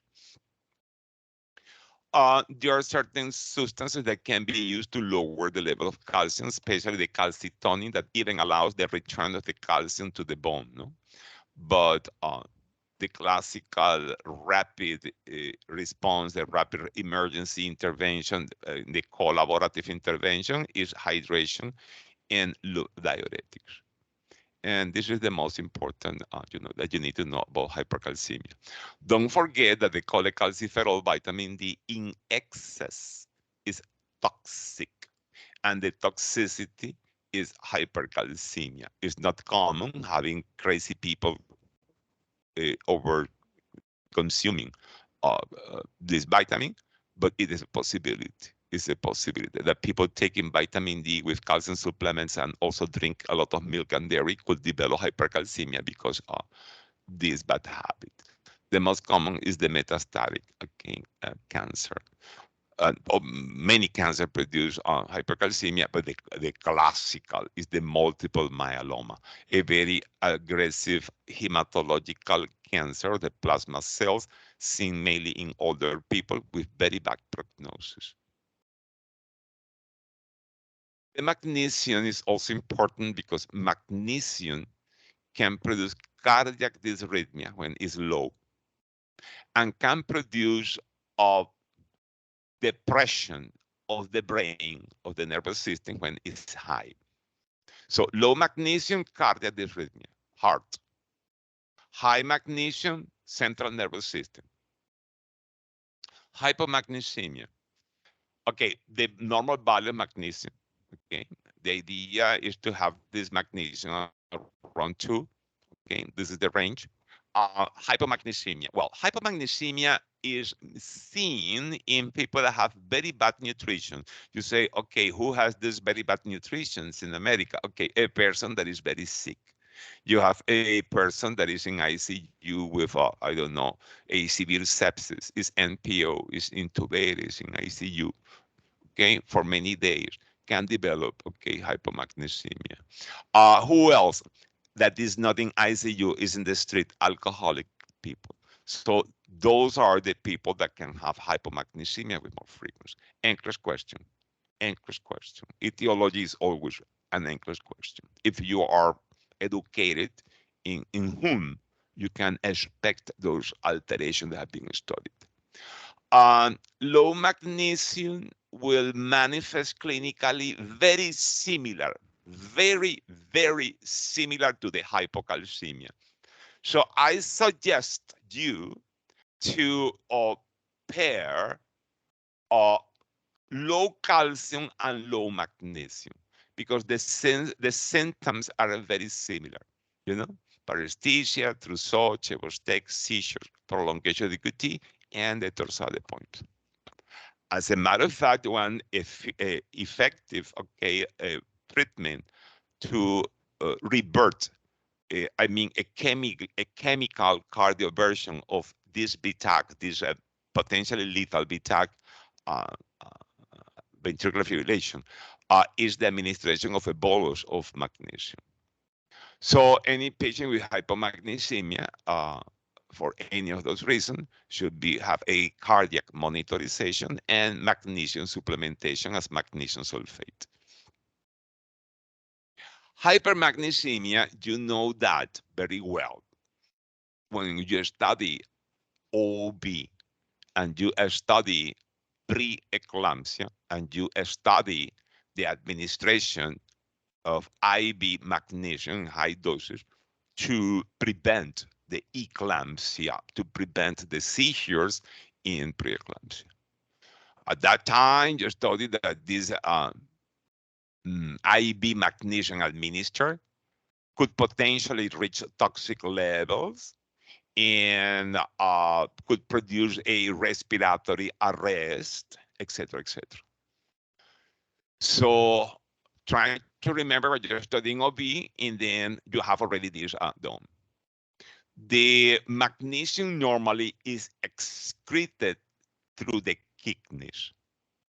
So a part of the woman with preeclampsia receiving a drip, a bolus and a drip of magnesium IV, another cause of high magnesium is renal failure. So we can find hypermagnesemia in patients with end-stage renal disease that are not in dialysis. Renal failure is a cause of hypermagnesemia.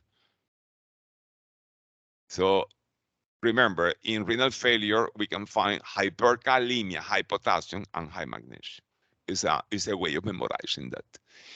And other type of patient that can have hypermagnesemia are people that consume certain over-the-counter medication for constipation, like the milk of magnesium, MOM, or the antacids like Mylanta, Maalox, that also contain magnesium.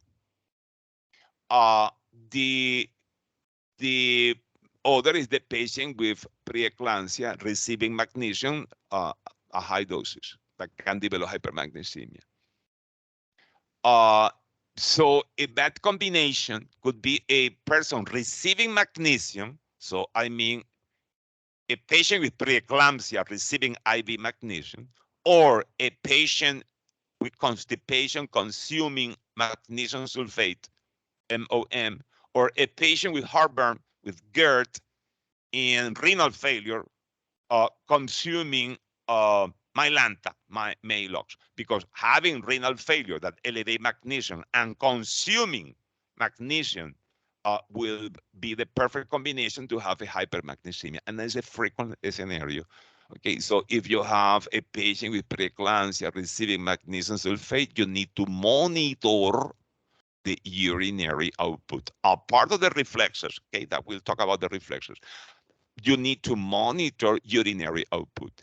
If you have a patient with renal disease that is controlled for renal disease, have the kidneys partially damaged, okay, you need to teach this client to avoid milk of magnesium and avoid Maalox and Mylanta because will produce hypermagnesemia. And those are the scenarios that you'll see of hypermagnesemia. As I said before, hypermagnesemia works producing depression of the nervous system. So when we depress the nervous system, the first that we notice is alteration of the level of consciousness. So the person could have from mild to severe depression. The therapeutic doses of magnesium in preeclampsia is expected, is okay to produce mild sedation. So having a woman with preeclampsia receiving a magnesium sulfate IV and being, mildly to moderate sedated, so it's sleeping but easily arousable. Okay, you can, arouse the patient easily. It's okay. Also produces vasodilation and flushing. So having a woman with preeclampsia receiving magnesium sulfate, commenting, saying that feels like flush, like hot, like, it's okay. It's okay. But then one non-okay, non-acceptable evidence of depression of the nervous system is the depression, this decrease of the deep tendon reflexes. And this is an early manifestation of toxicity.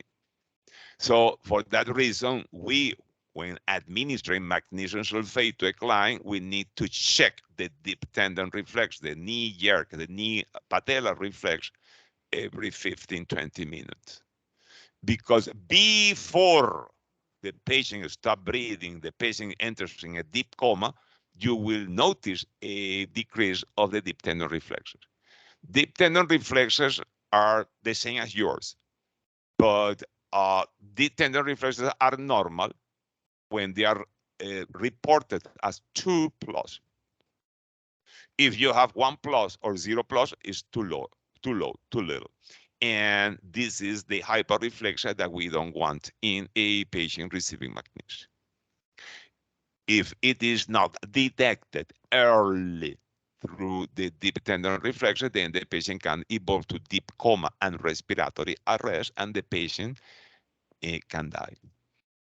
So obviously, the person that is responsible of monitoring those parameters is the nurse. And I don't need to explain you the importance and how frequently it's going to be tested. It is not when you have a client receiving magnesium sulfate uh, and you're checking the deep tendon reflexes, the urinary output, and the level of consciousness, it is not supposed that the patient reached the extreme of a coma or respiratory arrest. So the only, ONLY, only intervention that a nurse should give, should provide, to do if noticing an early manifestation of magnesium toxicity is stopping the magnesium infusion. No need of giving calcium gluconate, the antidote of the toxicity by magnesium. But if the situation is a careless nurse that is not checking those parameters to early detect the magnesium toxicity and find the patient is found in deep coma with respiratory depression, then the calcium gluconate should be administered to revert, to counter the action of the magnesium sulfate. Of course, if the patient is renal, dialysis is needed to lower the level of magnesium and the avoidance of this stuff. A client with chronic renal failure receiving dialysis complains of frequent constipation. When performing discharge teaching, which over-the-counter product should the nurse instruct the client to avoid at home? Of course, the answer is milk of magnesia. In relation with the ABGs, you need to memorize the normal value of the pH, CO2, and bicarbonate quickly. Although now they are going to give you the normal value, okay? Knowing those, okay, will speed up the recognition of the ABG problems. So you need to recognize the normal value. You need to memorize that. It's important. The next important for any person that don't still have problem with it is to understand that the pH below 7.35, that is the lowest normal value, is considered acidosis. So anything below 7.35 is acidosis. And anything above 7.45 is alkalosis. This is basic. When you have a ABG problem, they give you the pH. And the first diagnosis that you need to do is to see the pH, decide if it is an acidosis or an alkalosis. It's the first that you do. The next step, if there is this balance, this is an acidosis or an alkalosis, is to decide who is the responsible, the primary, okay, responsible, okay, of this balance. If it is the lung or it is the metabolism. So if you have either acidosis or alkalosis, you need to know if the culprit, the guilty, is the lung or the metabolism. You need that the lung controls the level of carbon dioxide. You need to know that the metabolism controls mainly the level of bicarbonate. So there is a relation between bicarbonate and metabolism and CO2 and lung. The lungs can breathe normally, but this is not the issue. The problem is when the lungs breathe faster than normal or slower than normal. When the lung breathe faster than normal, is called hyperventilation. So the respiratory rate should be more than 20. No? When the lungs are breathing slow, it's called hypoventilation. So the respiratory rate should be less than 12. No? Yeah. Okay. When the lungs are breathing too fast, so hyperventilation, you'll see that the CO2 is going to be expelled, eliminated in excess, and will be lower than normal. CO2 will be lowered than normal when there is hyperventilation. While when the lungs are breathing too slow, I mean hypoventilation, then the CO2 should be higher than normal. And those are basic concepts that you need to have very clear. The interpretation of the metabolism is more complicated because the body is producing many different acids, and the acids neutralize the bicarbonate, and vice versa. So different diseases of the metabolism can be too much acid. Like what? Keto acids, like in diabetes type 1. Like what? Lactic acid, like in shock, in problem of perfusion. Okay. Or could be loss of acid. And this is only one condition. This is the vomit or the nasogastric suction, in which the acid of the stomach is lost. But also the bicarbonate, which is the other element of the metabolism, could be lost. And the bicarbonate is lost in the diarrhea. Diarrhea loses a lot of bicarbonate. Also, the bicarbonate is produced in the kidney. So renal failure produces a drop on the bicarbonate. So it's a little more complex, the causes of alteration of the metabolism. But we can learn that. Studying, we can learn that. So when we have an acid-base balance problem, please first check the pH. If it is lower than normal, it's an acidosis. It is higher than normal, it's an alkalosis. Okay, alkalosis is the first to do. And the second step, because there are basically two steps, is decide if it is metabolic or respiratory. If you know well the pathophysiology of this, you can quickly decide if it is respiratory or metabolic. But if you are having problems, after you decide if it is an acidosis and alkalosis, okay, based in the value of the pH, please apply the trick. It is a trick. It is not pathophysiology. It's a trick that we use to determine if it is metabolic or respiratory. There is a mnemonic that any person can memorize. Rome is the capital of Italy. And R means respiratory, because respiratory is written with R. And M means metabolic, because metabolic is written with M. The O means opposite, and the E equal. And what is opposite and what is equal? The arrows, you know what is an arrow, no? Like, and continuously drawing arrows. The arrows that you are going to write or draw at the side of the pH and the CO2. Don't use arrows for the bicarbonate. Meanwhile, you apply Rome, ignore the bicarbonate. If you start messing because you don't follow commands and you start messing and you include the bicarbonate in the arrows, you mess with the trick. It is only comparing pH and CO2.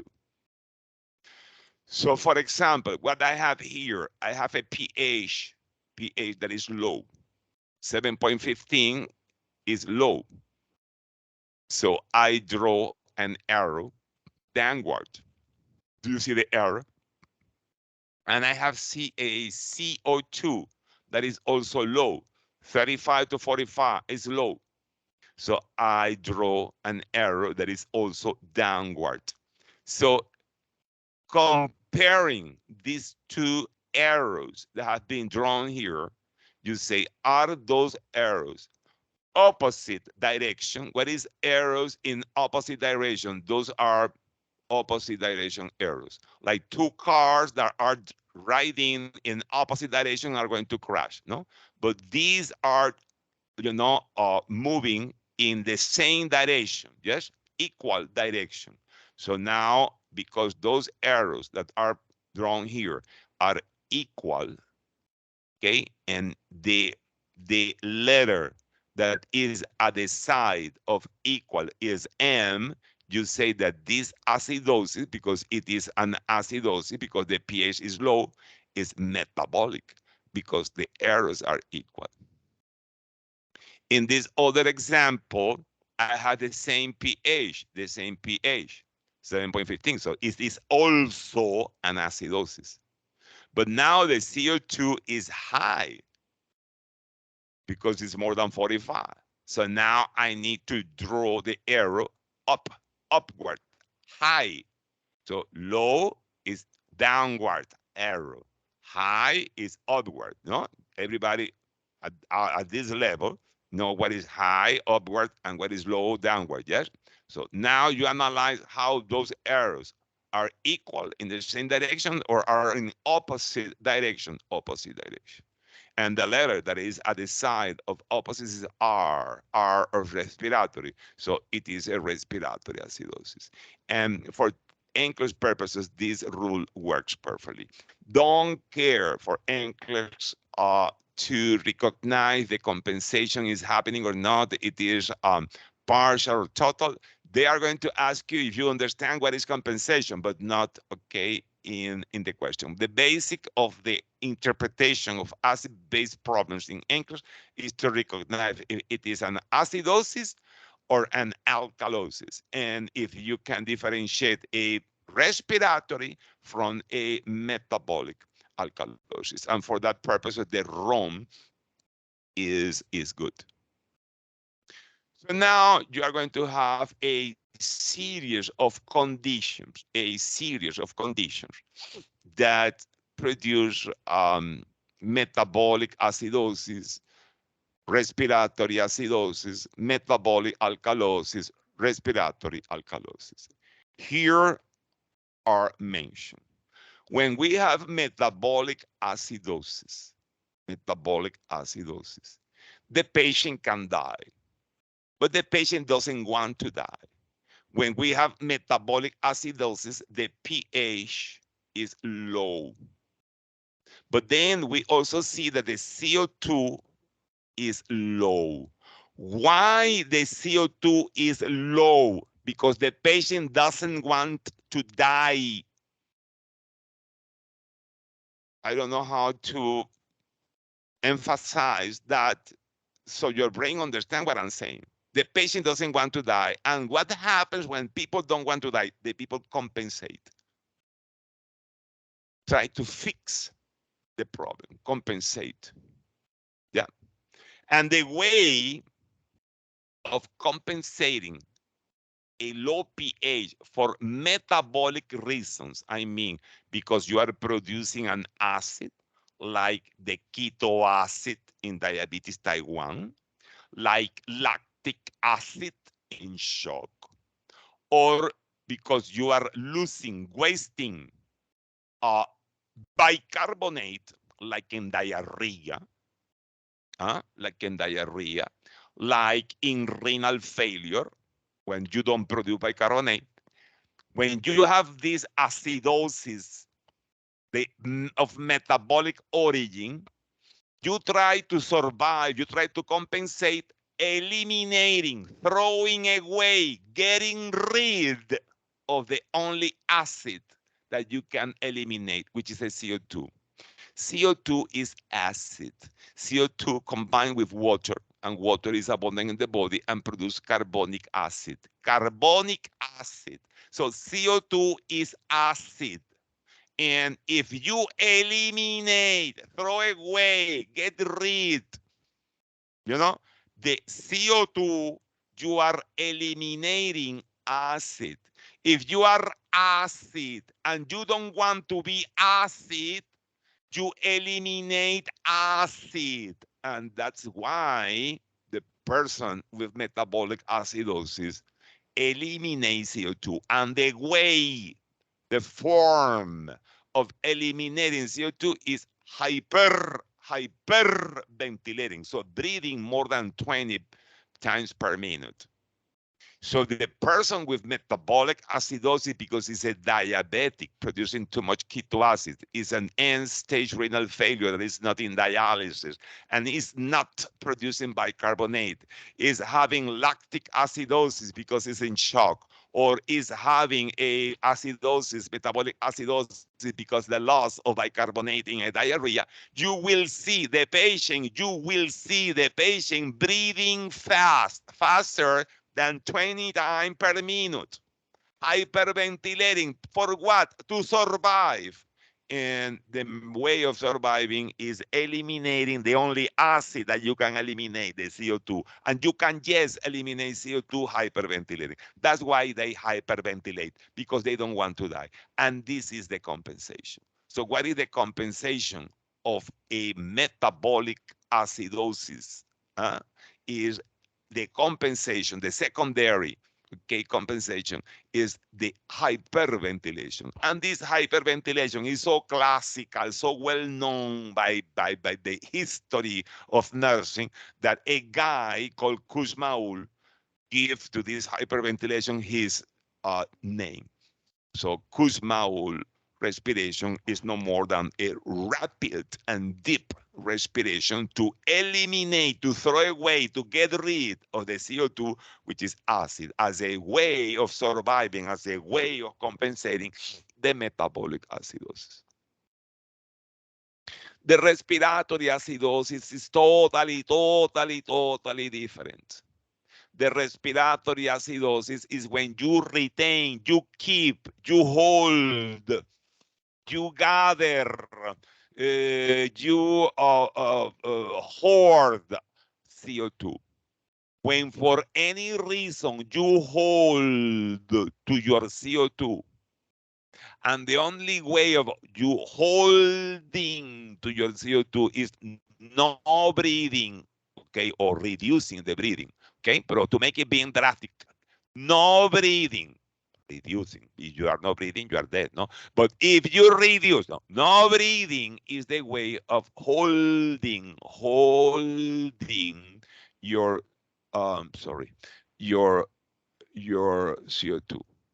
So respiratory acidosis has totally different causes than metabolic acidosis. Is health problems that produce hypoventilation.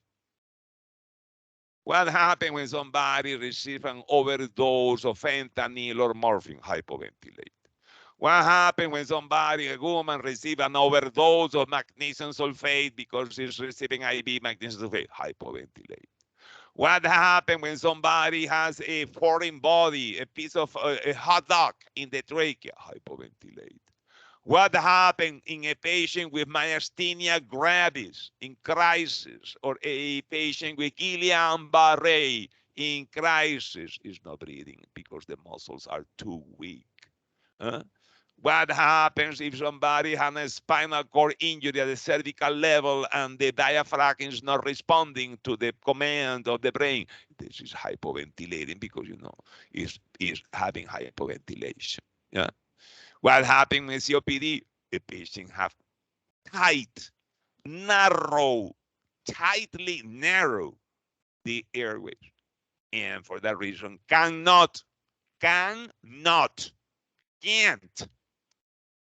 breathe fast. Mandatorily need to breathe slowly because it takes a lot of effort to move the air in and out. That's why patients with COPD have hypoventilation.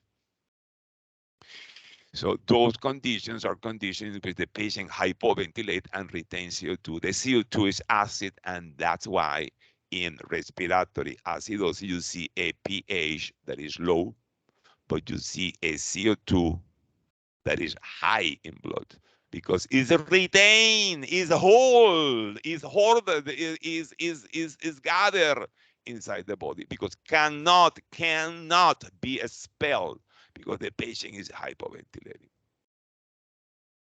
Of course, how we compensate that, very difficult. If it is chronic, month, years, the kidneys can compensate producing more bicarbonate. If there is too much CO2 that is acid, the compensation is produced too much bicarbonate that neutralizes the acid. So in chronic condition, when the kidney have time to compensate, then the patient will produce more bicarbonate in the kidneys. That's why this is what you see the compensation in patient with COPD. But when it is something acute is something that happens in minutes, in hours, very rapid. Like somebody that is injecting heroin or consuming fentanyl and have a respiratory depression and is hypoventilating. There is no time for compensate. That's why they die. I don't know if you are aware you are living in America, but you should know that there are a lot of people are dying daily because overdoses of opioid. Yes. And the same when you have somebody that have a hot dog in the trachea, they die. Very frequently die. Okay. Because there is no way of compensating. A patient with Guillain-Barré myasthenia crisis that is not cared, the nurses doesn't detect that the patient is in crisis, will die in front of the nurse, okay, more than in front of the nurse, in the back of the nurse, in the, because the nurse has not realizing what is happening, and it is something that you need to understand. Metabolic alkalosis is when the metabolism either lose, waste, eliminate, acid, and the most common cause is a vomit, because in the stomach we have something that is acid. It's called hydrochloric acid. Or the most important, nasogastric suction is the classical example. And the patient will compensate this metabolic acidosis, retaining, keeping CO2, which is acid. So you will see as a compensation hypoventilation to retain CO2, to add acid to this environment that is needing more acid, that is in alkalosis. Of course, people that abuse, this is more psychological mainly, of antacids and bicarbonate also can develop that, but it's less frequent. The respiratory alkalosis is when abnormally, unnecessarily, the person is breathing too fast. Abnormally, unnecessarily, the person is breathing too fast. People breathe too fast, the most common when they are with anxiety, panic attack. Abnormally, unnecessarily, people breathe fast when they have fear, when they have with anxiety. Sometimes the ventilator, artificial ventilation, people that are not breathing by themselves are breathing artificially with a machine, could produce this hyperventilation. A nurse is caring for a client with a nasogastric tube that is attached to low suction. The nurse monitors the client, knowing that the client is at risk of which acid-base balance disorder. So now the acid of the stomach is taking away from the client and is going to a bottle. Yes? What is the risk that has this client? D. Okay. I hope you say B as in boy. D. D. D Uh, as in David. okay. What problem has the lung of this kind? ¿Qué problema? What problem has the lung? Nothing. Nothing. Why you need Oh, to metabolic, blame metabolic. the Sorry. It's B. lung of a problem that the lung doesn't have? What is the logic of that? No, don't commit B. this B. mistake. B. No, don't commit this mistake in Nclex. The acid of the stomach is producing the metabolism, and the lung has nothing to do with this.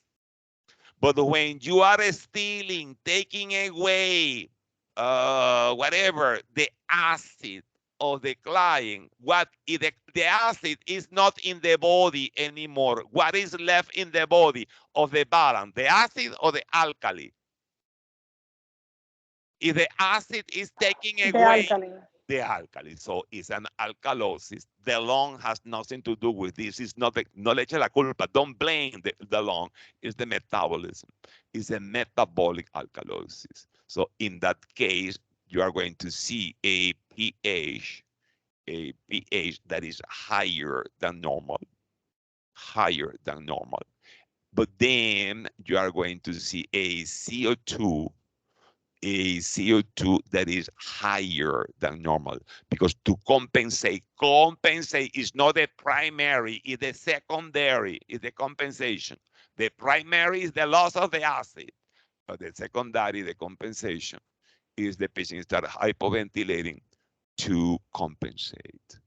So yes, it's a, please don't forget that the most common question in nursing, in the Nclex of metabolic alkalosis is the nasogastric suction. Try to pass your English. Once you pass the English, you forget all this. A nurse reviews the blood gas result of a client with COPD. The nurse analyzes the results and determines that the client is experiencing respiratory acidosis. Which of the following validates the nursing findings? Okay, which of these pH are acidosis? 1 and 4. Because this is an alkalosis, you rule out that. And this is a normal pH, you rule out that. Now, which of these two low pH correlate with a COPD?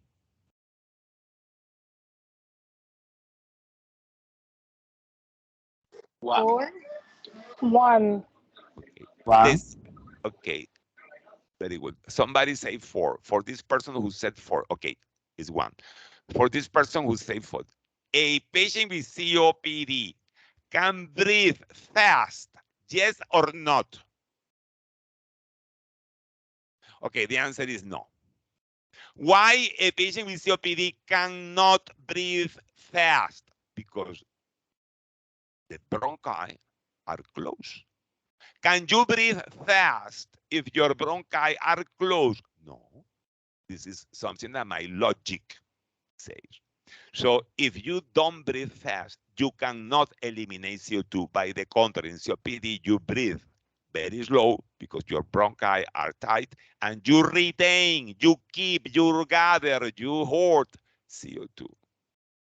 So cannot be 4, because in 4, the CO2 is low. When you have in Rome, okay, the arrows are the same, okay? You have a metabolic problem. And in COPD, the problem is in the lungs. Try to build this logic, okay? This logic to be able to answer this kind of question in your English.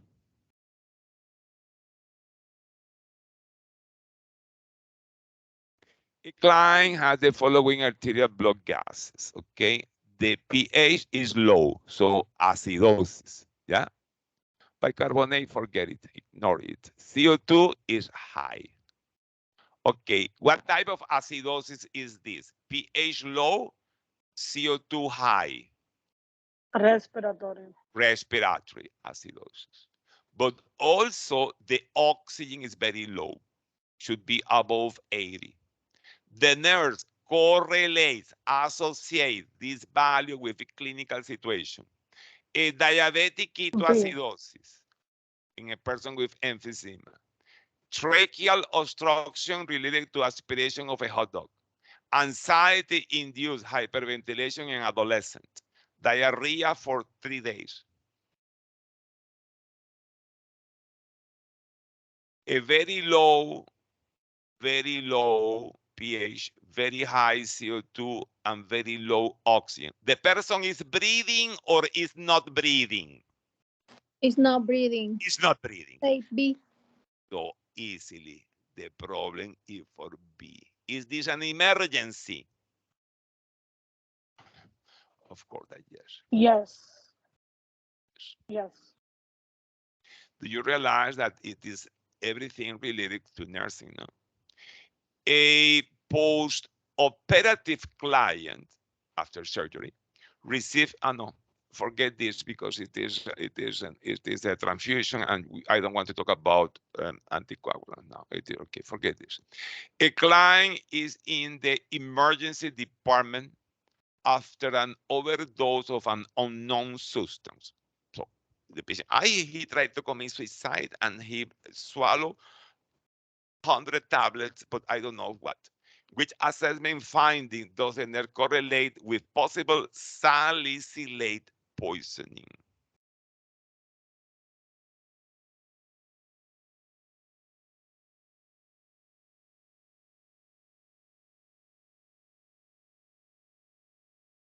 Okay, what is the other name of aspirin? Salicylate. Salicylic acid. Will it be B? Yes, it's B. Acetyl salicylic acid. So if you swallow 100 of tablet of an acid, what you develop? Alkalosis. No, you No. develop acidosis. If you drink 100 lemons, if you swallow 100 lemons, you develop alkalosis. No, you develop acidosis. You understand what I'm saying or no? Yes. So if you swallow 100 tablets of acid, you develop acidosis. But this is a metabolic acidosis, okay? Because it's an acid that you swallow, metabolic acidosis. How you compensate metabolic acidosis? Kussmaul respiration. Exactly. Hyperventilation. So you expect that this patient will have increased rate and depth of respiration. But aspirin, apart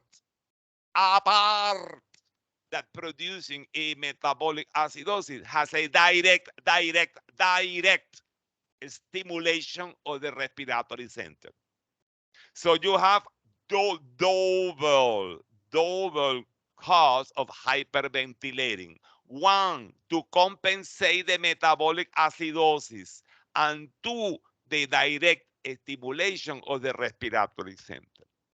In reality, in aspirin toxicity, first, you have the direct effect in the respiratory center, the direct stimulant effect of the respiratory center by the presence of the aspirin in the blood. And then, because it's producing a metabolic acidosis, because it's a cataclysm, it's catastrophic, okay, the effect of this toxicity, then you enter in metabolic acidosis, and then you have more hyperventilation as a Kussmaul respiration. For client with acute ABG problem, which must be seen first? Metabolic acidosis, metabolic alkalosis, respiratory acidosis, acidosis, respiratory alkalosis. Sí. C. The priority is C, because the patient is not breathing. When the patient has respiratory acidosis, because it's no breathing. And the people that are not breathing are dead. Okay, very good. Entonces, those are applications of the concept we have been discussing. Okay, 2 questions. Expected finding in a client with decompensated renal failure. You have a patient with the creatinine in 10, the BUN in 50. And of course, this patient have no kidneys. The kidneys produce the bicarbonate. Remember, acid represented by the CO2, acid, base, okay, represented by the bicarbonate, base, balance. They both need to be in balance, yes? But now you do not produce bicarbonate. Who is going to win? The acid. Okay, based in this, what you expect in a patient with decompensated renal failure. What you expect to see, to find.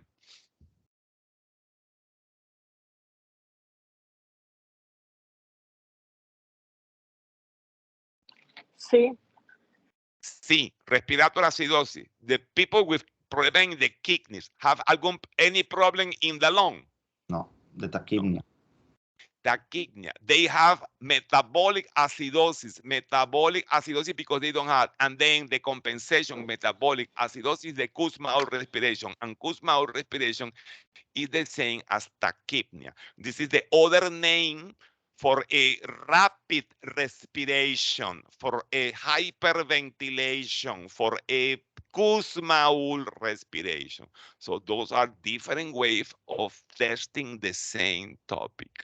Respiratory acidosis are seen in COPD, in patients that have a hot dog in the trachea, a patient with an overdose of morphine because the respiratory center is not working. Let's see this. The nurse explained the nursing student the mechanism of compensation of a respiratory acidosis. How a patient with respiratory acidosis, high CO2, high CO2, high CO2, how the patient with a tendency of low pH, high CO2, try to survive, how they compensate. What do you think is the compensation? Who compensate the respiratory problems?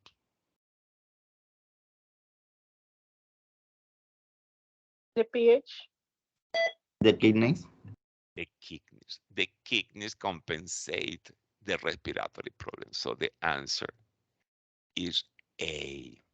Okay, A. The kidneys eliminate hydrogen, produce more bicarbonate, and compensate the respiratory problem. Why the kidneys can compensate in COPD? Because COPD is chronic obstructive pulmonary disease. Why the kidneys cannot compensate somebody with a sausage, with a hot dog in the trachea? Because no time, no time. Yeah, very good. What acid-base imbalance can be found in a patient that is starving? Starving is to be dying because lack of food. Could be an anorexia nervosa, could be a patient with terminal cancer, could be a balsero, etc. A. Yes, it is A. Because when you are starving, you produce ketoacidosis. You start burning. You start burning your fat when you don't have food. Your reserve are burned, are used when you don't have food, when you don't have carbohydrates. And then you start burning your fats. When you burn fats instead of carbohydrates, you produce keto acids, and the keto acid produce metabolic acidosis. Very good. Another example. Which acid-base balance alteration is expected in a client with an acute asthma attack? This is difficult. Acute asthma attack, peak flow meter 75%, and respiratory rate 38. B. What you see when there is hyperventilation, because breathing 38 times each minute, because you are not so tight, so close, because this is almost okay. Okay, 80 to 100 is okay. 50 to 80 is so-so.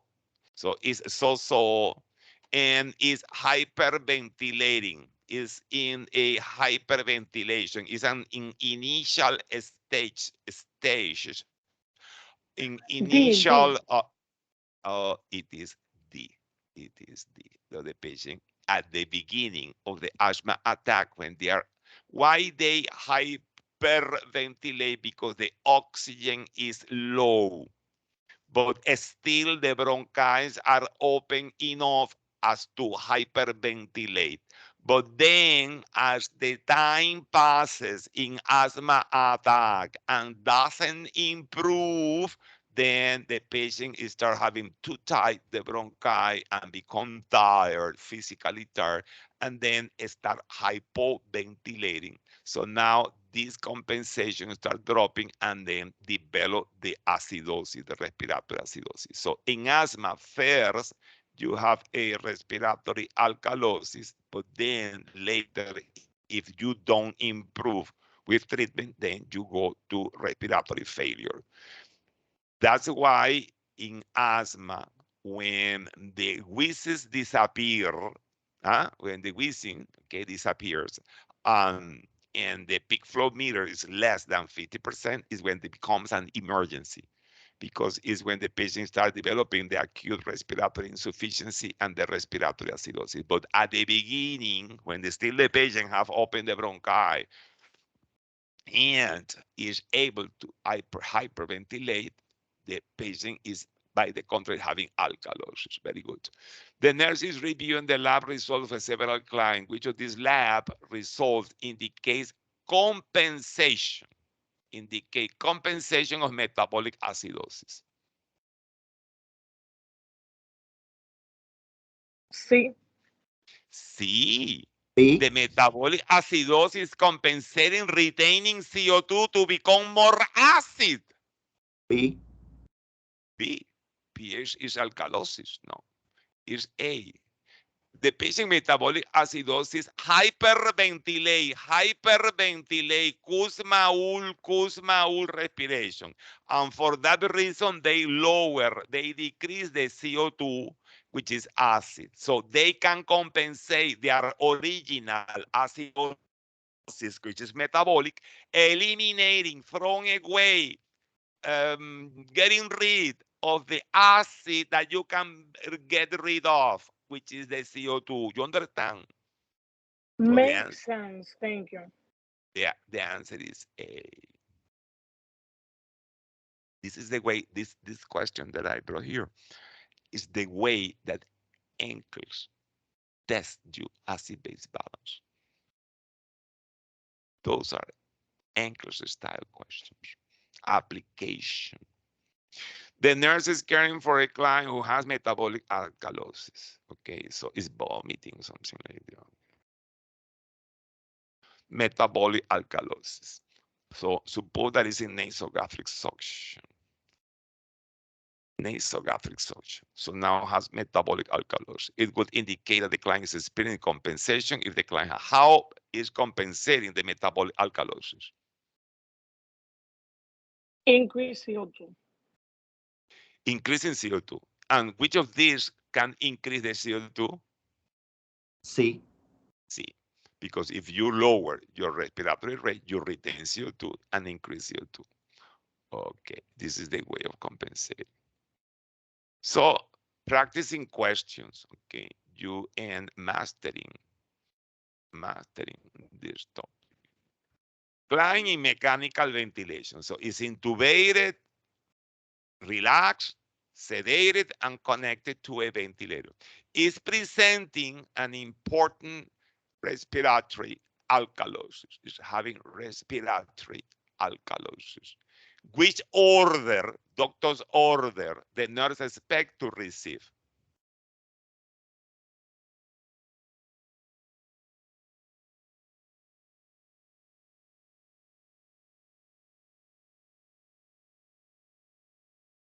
Okay, to help you. Who classically does respiratory alkalosis? Panic attack.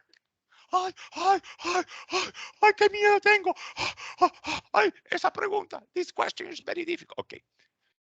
If the patient is intubated, is not in panic attack, the responsible of the respiratory alkalosis is the machine. What you expect to be ordered?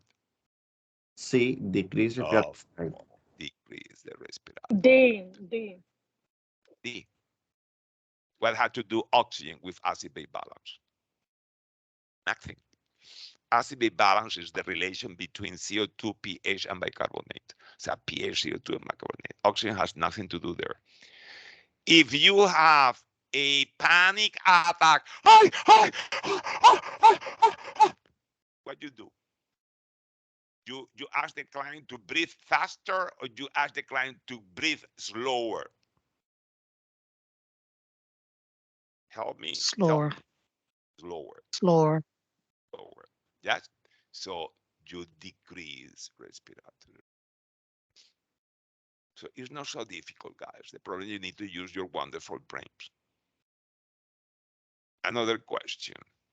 A client has been in nasogastric surgery for 24 hours. So you expect, okay, um, that is the acid is taken out. So the balance is lost because the acid is taken. What alteration do you expect to find? Hyperkalemia, hyperventilation, hypochloremia, metabolic acidosis.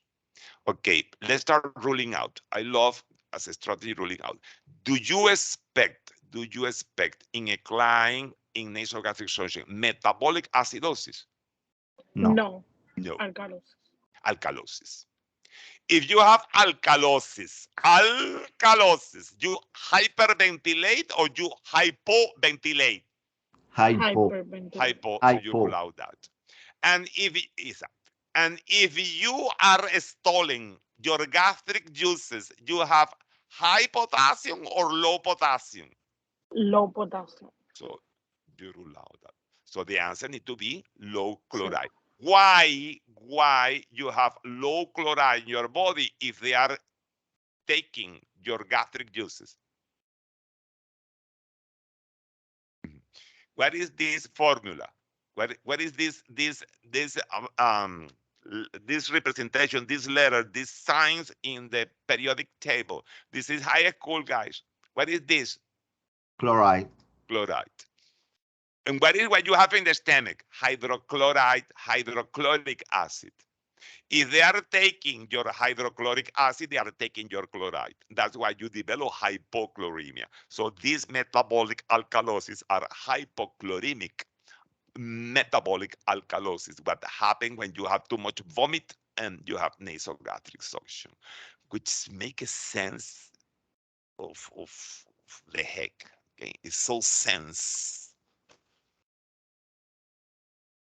The nurse reviewing the client's EKG and observed a prolongation of the QT interval, mild ST segment depression, and you weigh. With laboratory alteration, you expect?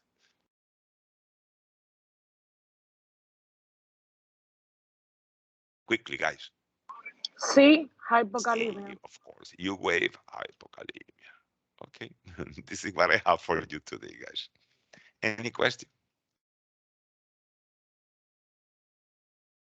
Thank you, Professor. Okay, well, let me then save. Let me then check ¿cómo se llama? The attendance.